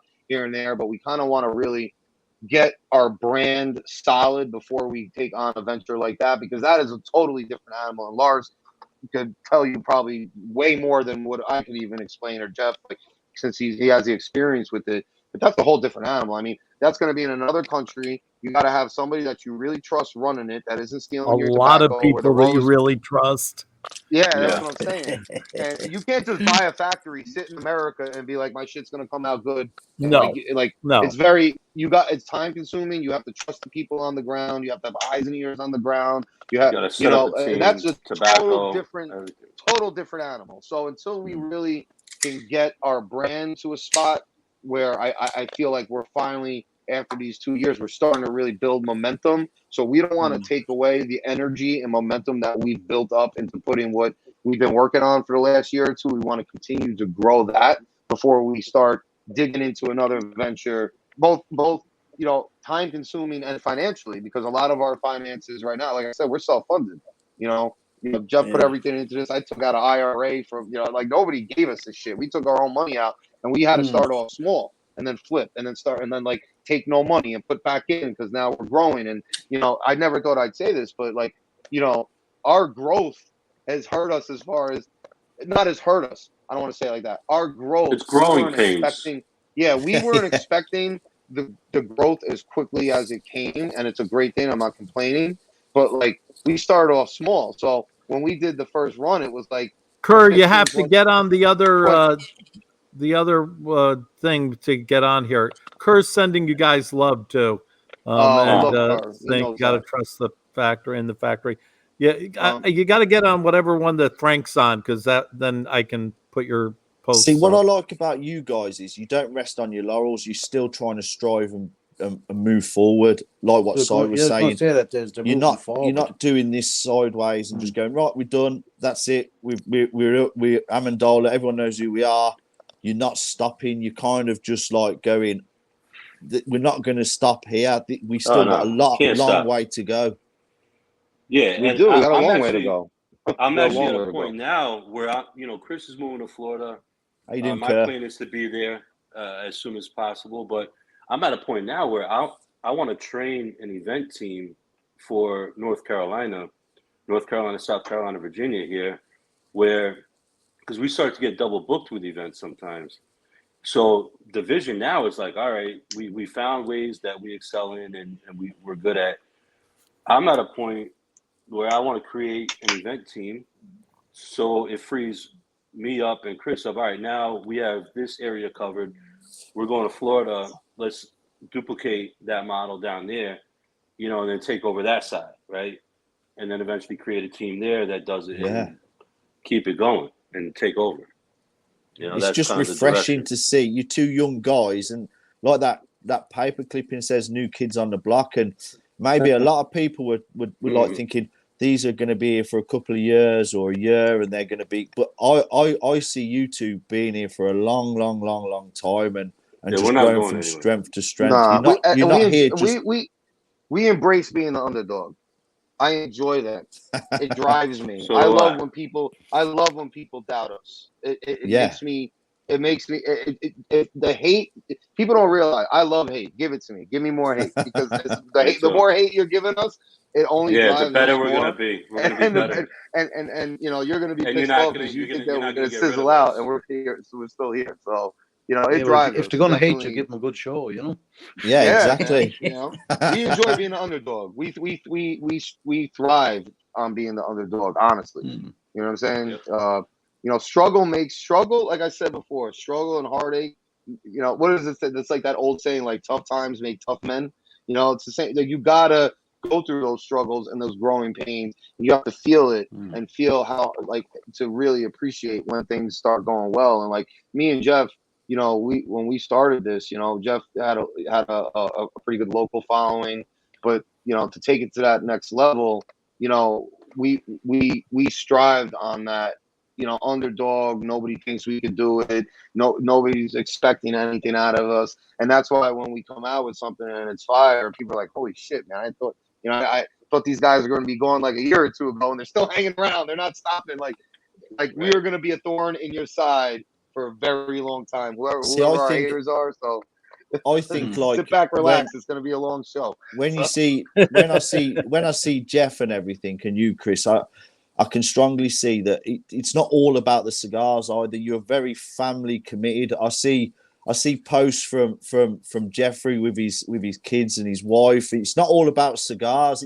It's getting to know you guys, who you are as well. You're not just plugging your cigars all the time. You're just personable, and I think that's a massive thing in my opinion, and I applaud you for just that. Just, you're not all about pushing Amendola. You're pushing out you as people as well. It's not just about my cigars. It's about you guys and where you're going, and I can see that Italian blood in you both, and it's like this is family. It's like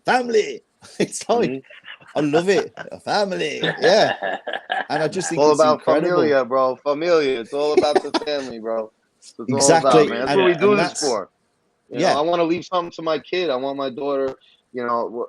Listen, I know she's a girl. I know whatever, but like, if she never wants to get involved, that's okay. But I want to at least give her the option of being like, listen, you know, like, come into the family business. You know, me and Uncle Jeff built this up. Like, and the same thing with Jeff's kids, man. Rocco and Elise. Like, we want.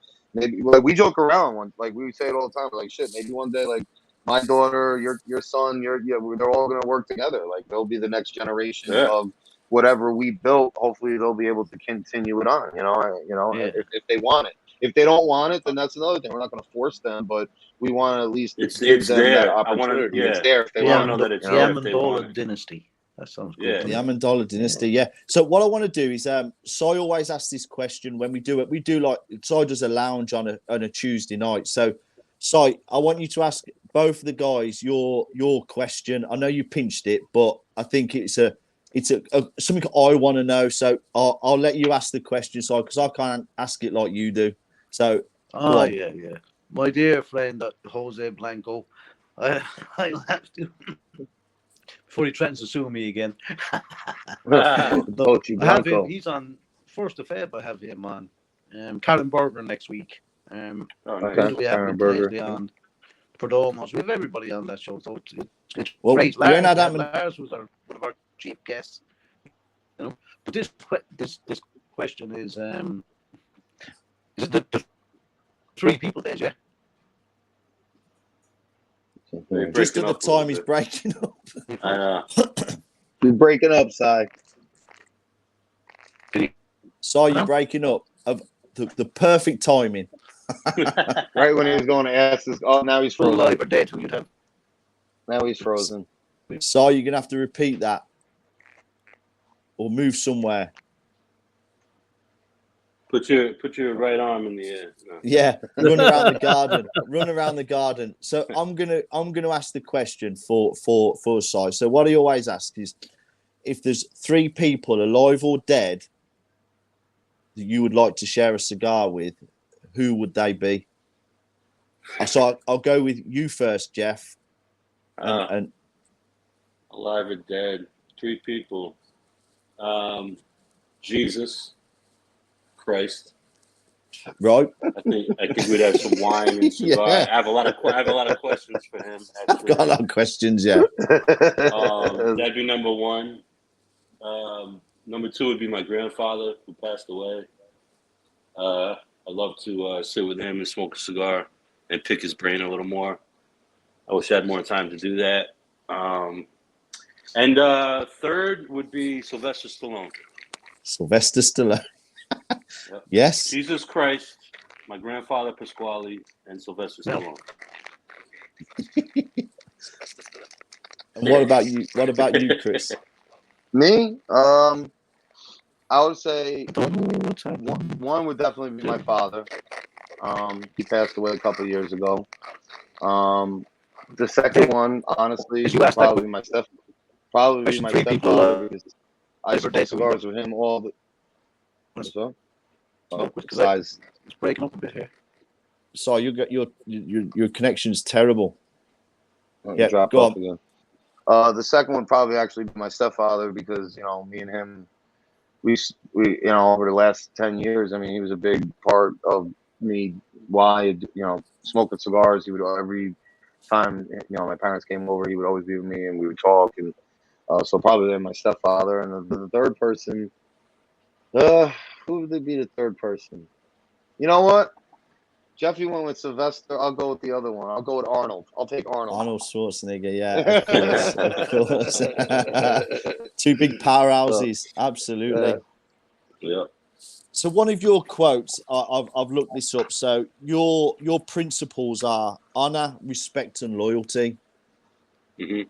This might be a bit of a tough question. Well, just a tough thing. So if anyone shows you lack of any one of those, what's your reaction? Do you give that? Do you just sack them off, or do you just give them a second chance? I mean, I think it depends. Yeah, it depends on what it is. It depends on who and what, but those 3 things are very important, as in relationships, in business, family, friends. So whenever one of those things are disrespected in any way, I know for me, it puts up a wall, right? Yes. Because I'm always going to do whatever I can to give respect to other people. Even if I don't like you, even if I don't agree with you, I can still respect you as a person, honor, respect, and be loyal to whatever relationship we have. The minute I don't get that back, I have a big line to cross, but a wall goes up. Right. For me. And I won't probably treat you the same way ever again. You kind of just, the wall goes up. No, the wall goes up. I'm much the same. For me, it's I'm a little bit more vocal about it than Jeff. Yeah, like I'm not vocal, but for me, it's more like there's a wall, and now I just won't. You just sit back. Just so you know, Des, like, Jeffy is the diplomat of our company. Yes, he's the diplomat. I'm the one that goes. I'm the one that goes for your throat. So he'll be like, yeah, all right, this guy's a jerk off, and he's just gonna ignore you. I'll tell you to go fuck your mother. So. I can see that. But yeah, I like that. And as I say, it's the differences of way people just like express themselves a little bit. I'm the same as probably Jeff. I'll probably go, okay, you've done that. My wall will go up, and I'll just not acknowledge you anymore. I'll just kind of sit back. I won't disrespect you in the same way you've disrespected me, or because I ain't about that. But I'll just sit back. I wish I could be sometimes. No, I would say I just won't. It'll just. I wish I could be more like Chris. I wish I could be more like Chris sometimes, because sometimes I have snapped sometimes, but I've done it in a professional manner. Yeah. But if I lose it sometimes, I lose all sight of what I'm saying, and I just try not to put myself in that situation like what you're saying, Jeff. I kind of like go, right, sit back. Well, I kind of feel now, like by all means, I'm not saying I'm always right. I'm not no, right now. Get into some trouble sometimes. Sometimes Jeff will tell you. This is what he loves about me. My mouth helps us out a lot sometimes. You know what I'm saying? Because being aggressive, I'm more of the aggressor, and I don't take no for an answer, and I find a way. That is just like, that's just my personality. But there are times, and that's why we make such a great partnership. There are times that, I have a little bit more of a temper, and I don't have as much patience for bullshit with people. And I'll make that known, and I don't give a fuck who you are. That's just how I am. I don't care. I don't care who you are. I treat everybody. You can't change that. That's your and nature. At least you know with me, what you see is what you get. Like, I'm not gonna be fake to you. If I don't like you, you're gonna know I don't like you. But there are a lot of times too that sometimes that's not necessary, and being diplomatic and the way Jeff is necessary. And there are times that being the way Jeff is not necessary, and the situation calls for my type of personality. So it's not as cut and dry as like, oh, he's got it the right or you got it the right way. It's two totally different styles, but we meet. It works for us because you meet in the middle. You meet in the middle. We meet in the middle, exactly. And there's times that, like I said, it works out with the way Jeff is, and so it goes. At the end of the day, I expect to get back what I give out, right? So if I am respectful, if I'm loyal, if I portray honor in different things, I expect that back. So if I don't get that, you're dead to me. Absolutely. As I say, I move on. That's exactly it. You can't. Not everyone's going to like what you do. Not a lot. There's people that don't like what I do. There's haters, but it is what it is. That I put it down to, like what Chris was saying. If someone disrespects me and tries to put me down and say, "Oh, that's their opinion," it's still not going to stop me doing what I'm doing. I'm still gonna do what I do because I believe that I'm doing something that I almost say, like, they're not doing what I'm doing.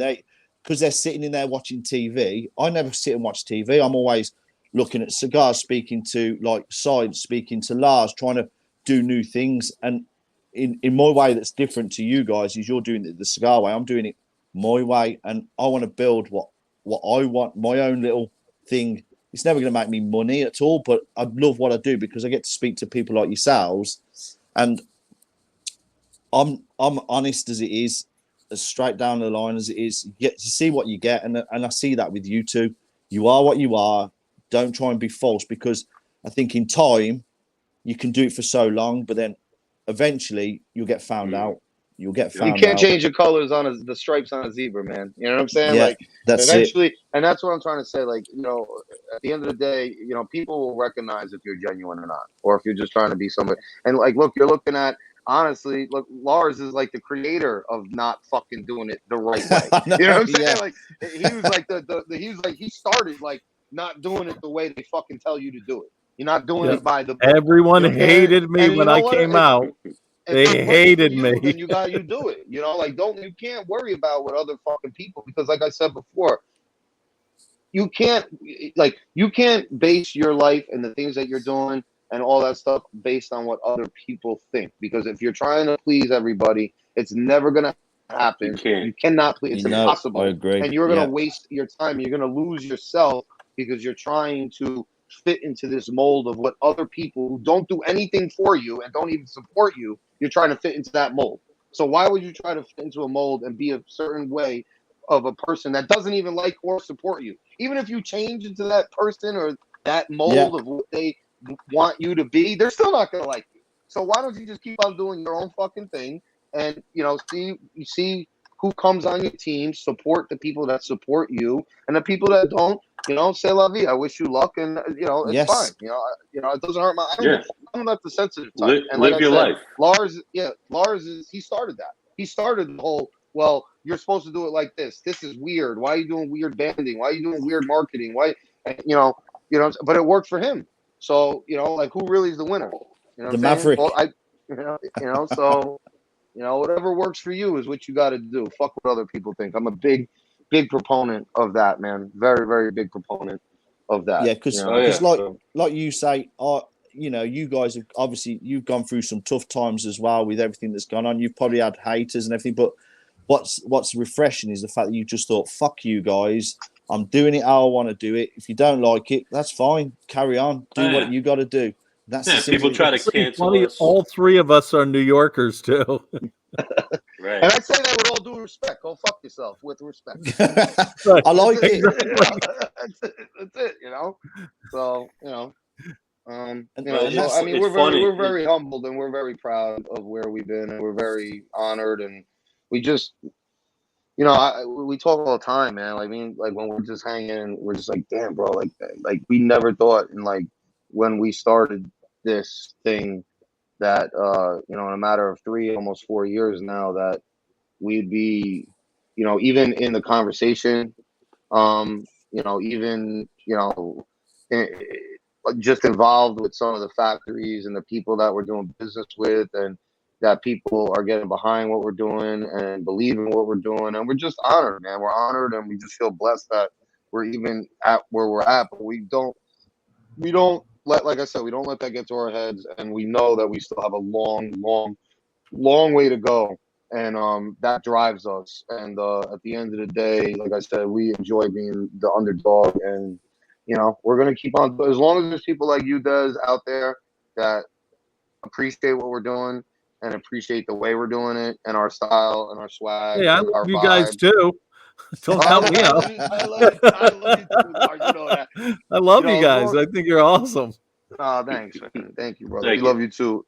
We as long as there's guys like you guys supporting us, man, and pushing us and saying, hey, listen, we love you guys. Look, that drives us, and we're gonna keep on doing it. So what would you? So just a quick one then. So you always strive on the fact that you're underdog. So say, at what point would you always prefer to stay as the underdogs? Because does that give you the drive, or what happens when you become like, in so many years' time, or you become a much bigger, you're a big brand anyway. At what point do you say, right, we're not the underdogs anymore, but we still got to be passionate and push it?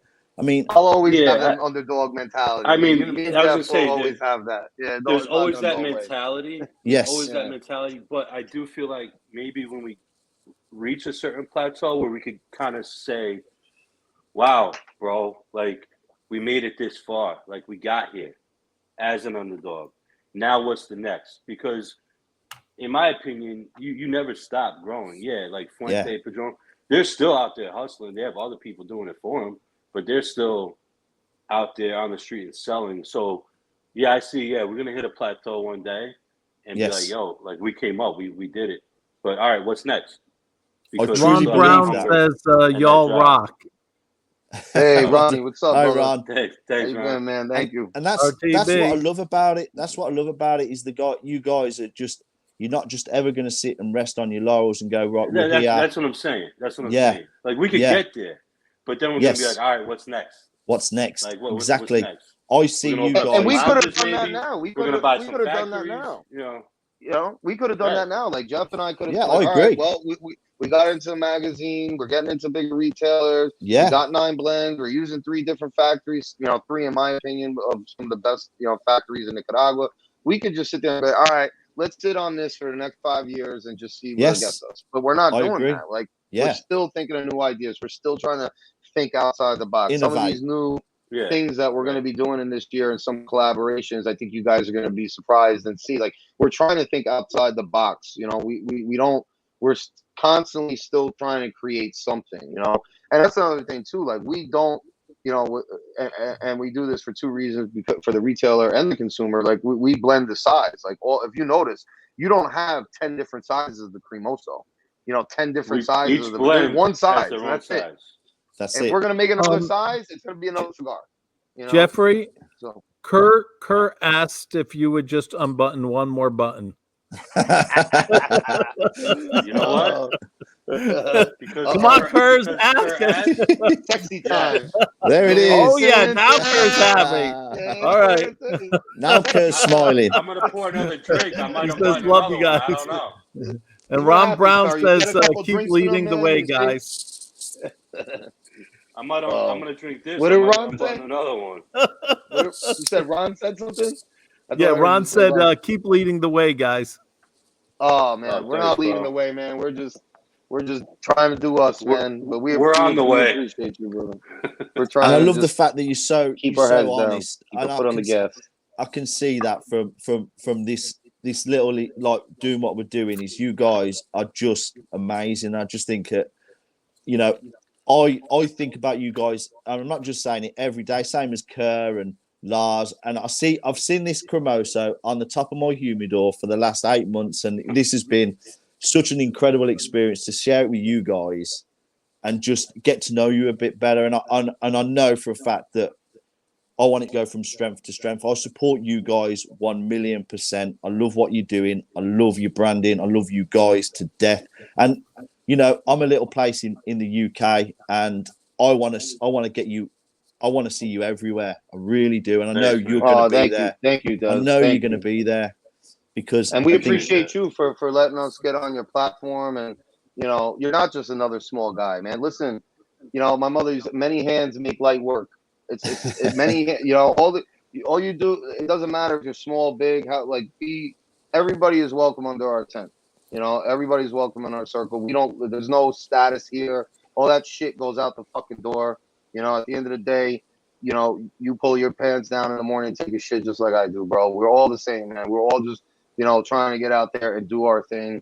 And we appreciate, you know, guys like, you know, like you offering us your platform, being able to talk to your listeners and, you know, the consumers, especially out, you know, in UK and all these other parts of the world. Like, we would never think that, like, Jeff, would you ever think that we'd be talking to a guy in freaking the UK with all his list, you know? Like, I mean, like, so for us to be able to have these experiences, no matter how big or small, we don't look at it like that. You know what I'm saying? That's not how we look at things. There's not a monetary value on, like, oh, you're a bigger social media influencer or you're not. We don't look at it like that. We treat everybody the same until you give us a reason not to. You know, I mean, people will see this. People will see this and just see how it is, how you guys are, and I think that's the whole process of me and Lars doing this, because we had the opportunity to try and put this together. And you know, there's many people I want to get on here, like Kerr. I want to get Ron Brown on, but for me, and we love you too, Lars. Don't worry, we're not giving you love. Lars because I already talked to him all the time anyway. I love you guys, though. Seriously, you know that. You know that. So we just want to see thank you you guys. very much, man. We just love you guys, and I want to see you go from strength to strength, and I know you will, because I'm just talking to you now, and you guys are just like saying it, and you're not just here for the 2 or 3 years. You're here for a long time, and I look forward to seeing what's going to happen in 2022, 23, 24, 25, because I know, and I think if we had this interview in 2025 or 2026, it'll be the same. It'll be the same. And I know, and that's what I find incredible about what you guys are doing, what we're doing here, is the fact that we will never change, because this is it. This is us. Simple as that. What you see is what you get, my man. It's just way easier being yourself than being somebody else. Yes, it is, dude. And that's what I say to Jeff. I'm like, man, like, eventually, like, and I'm not naming any brands, but there's brands, and I'm like, bro, like, that guy is totally not representing who he is through his, like, I you know, it's like, I feel like, and I'm, like I said, I respect everybody in this business. I'm not telling people what to do. Who the fuck am I? You know, like, but, you know, I have made observations, and you know, that was a big part of when we rebranded, you know, as far as changing the names and some of the changes that we made. Was like, why are we going to try to be something that we're not? Like, why don't we just represent who we are and how we were raised, and our morals and our values? And it's just easier that way, because eventually, like, you know, I hate to equivalent it to like this, but it's true. It's like cheating. It's like, you know, you're going to cheat on your spouse. Yeah, you might be able to get away with it a couple times, but eventually you're going to get caught. You know what I'm saying? Like, it's absolutely. You get caught out. It's more work to cheat. I have never cheated on a girlfriend or my wife. Yeah, me either. My ex-wife never now, in my life. Never cheated on them. Never. Just wouldn't do it. No, and as I say, you guys. I was just using that as an example. No, it's a good. No. I mean, look, if my girlfriend wants to hook up with another girl too, I'm okay with that. That's not a problem. But it's the truth, man. You know, it's like if you're trying to hide something, usually it's more work to actually be fake than it is to be yourself, and eventually it's going to come out, and you're going to look like a fucking idiot anyway. So you might as well just you're gonna get from the jump.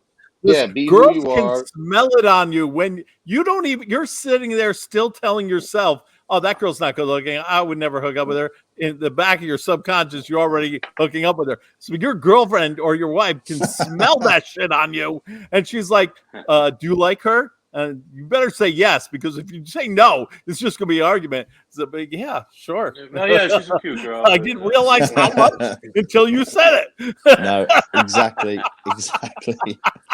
But guys, just look at this. I'm literally, I mean, I can't fault it. Look, I've got beautiful. Right down to the very end of it. I don't want to put it down. I just wish I could extend and have a bit more of it. But this has been incredible. I've enjoyed every second of this cigar, and I have to compliment you guys.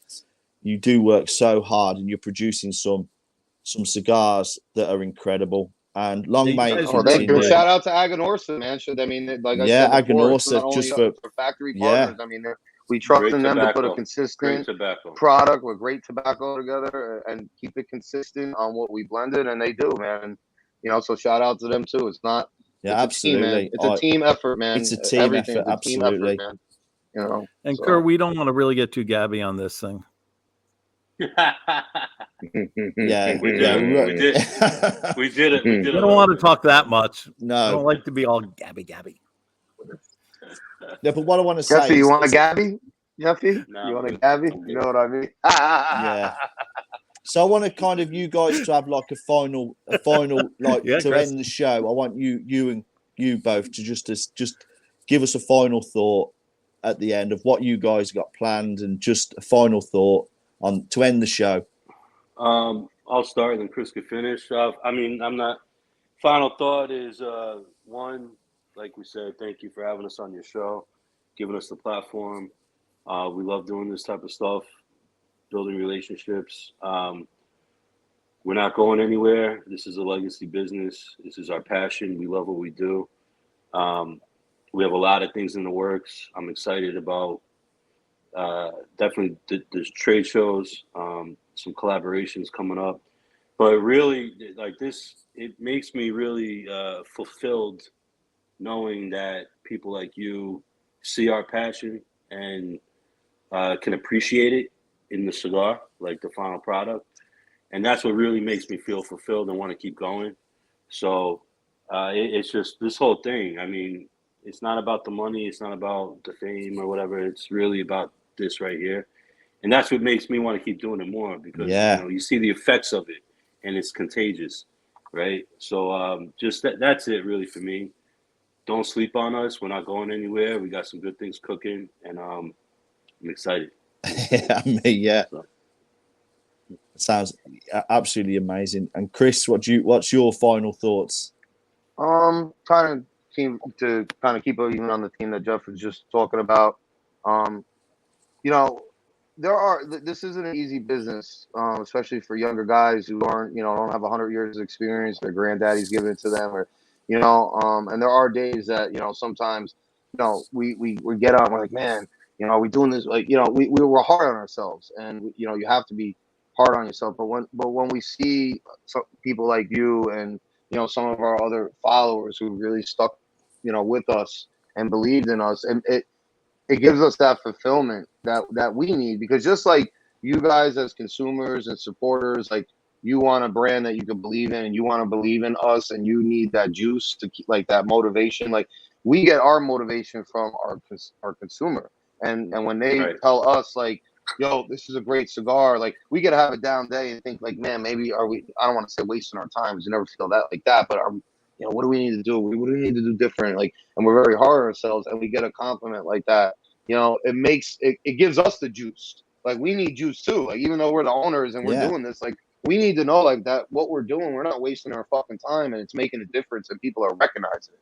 And that means a lot to. We're human beings too, man. Like, we like to get recognized for the hard work that we put in, and it's starting to, especially over this last year and a half, where people are starting to come to us more. Like, we don't have to chase them as much more now. People are starting on their own to recognize, like, you know what, I've been hearing about these guys. I hear the cigars are good. I've been watching a couple of interviews. I like their vibe. You know what? I'm gonna go check them out. It's not like us having, in the very beginning where it's like, you have to push it more. You have to push it because people don't know who you are, and they're not going to give you an opportunity. I mean, listen, there's a lot of great cigars on the market, man. We're not sitting there saying like, oh, we make the best cigar and every other cigar sucks. And like, I smoke a lot of cigars. You know what I'm saying? I smoke mostly Amendola because I love my product. I truly love our product, that we put out. So, but at the end of the day, like, we just want to be in the mix, man. That's all we're asking. We're not asking for you to smoke an Amendola 3 times a day. Now, we don't mind if you do that. That's great. But if you don't, like, I wish I could. we just want to be in a rotation, and we want to be in the conversation. And eventually, we know that we want to get to the top of the mountain, but we also know that takes time, patience, perseverance, a lot more sacrifice, and we're willing to do that as long as we keep on getting a good feedback that we're going in the right direction from our customers. We're going to keep on going. Again, thank you for giving us your platform, Des. Thanks for always supporting us, and like I said, we're not stopping. So if you believe in what we're doing, you like what we're putting out in the market, we have a couple more ideas up our sleeves. We're not going anywhere, and just stay tuned. I think for me as a consumer, from a cigar smoker, I smoke many brands and stuff, but I want to know that when I'm picking up a cigar, that I'm taking it for that hour and a half, 2 hours, or how long it takes. I want to know that this cigar is going to work for me, and I'm going to smoke it because I'm putting 2 hours aside to enjoy this cigar. And I know that with Amendola, I know for a fact, same as Kurz as well, and Lars. When I pick up that cigar, I know it's there, and I can sit there and go, this is going to be a quality cigar. I'm going to enjoy it. It's a whole journey for me. And as a consumer, I can't fault you guys as a brand, as people. And like I say, long may it continue. And I know I'm speaking for a lot of consumers out there. You guys have nailed it as far as. And I just can't wait to see what's coming up in the future, because I want to be a part of that journey. And Chris, I'm gonna hook up with you a few more times now. I'm just gonna call you, and you'll be like, "Fucking Des is phoning me. Des is phoning me again." Trust me. You can call me whenever you want, bro. And I appreciate that. And don't worry about it. Call me whenever you want, man. No matter what time of day, yo. I'm gonna be on your back, Des. You gotta get back in the gym. I have to.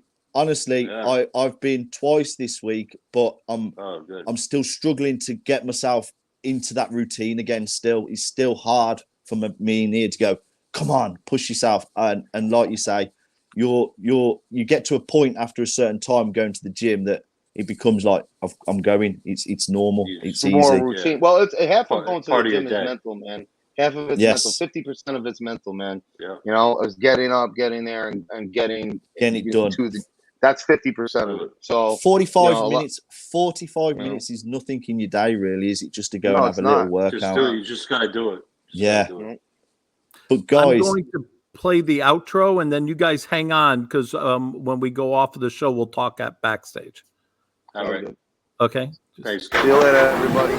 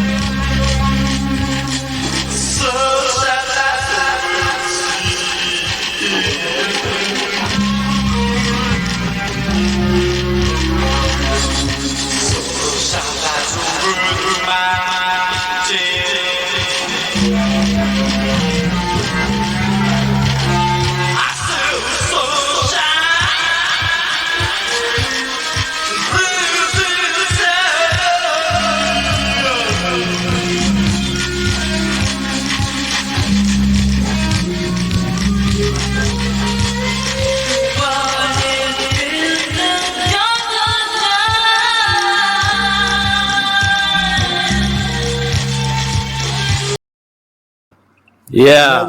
Do you know what, guys? That has been 2.5 hours, and it feels like it's been like 5 minutes.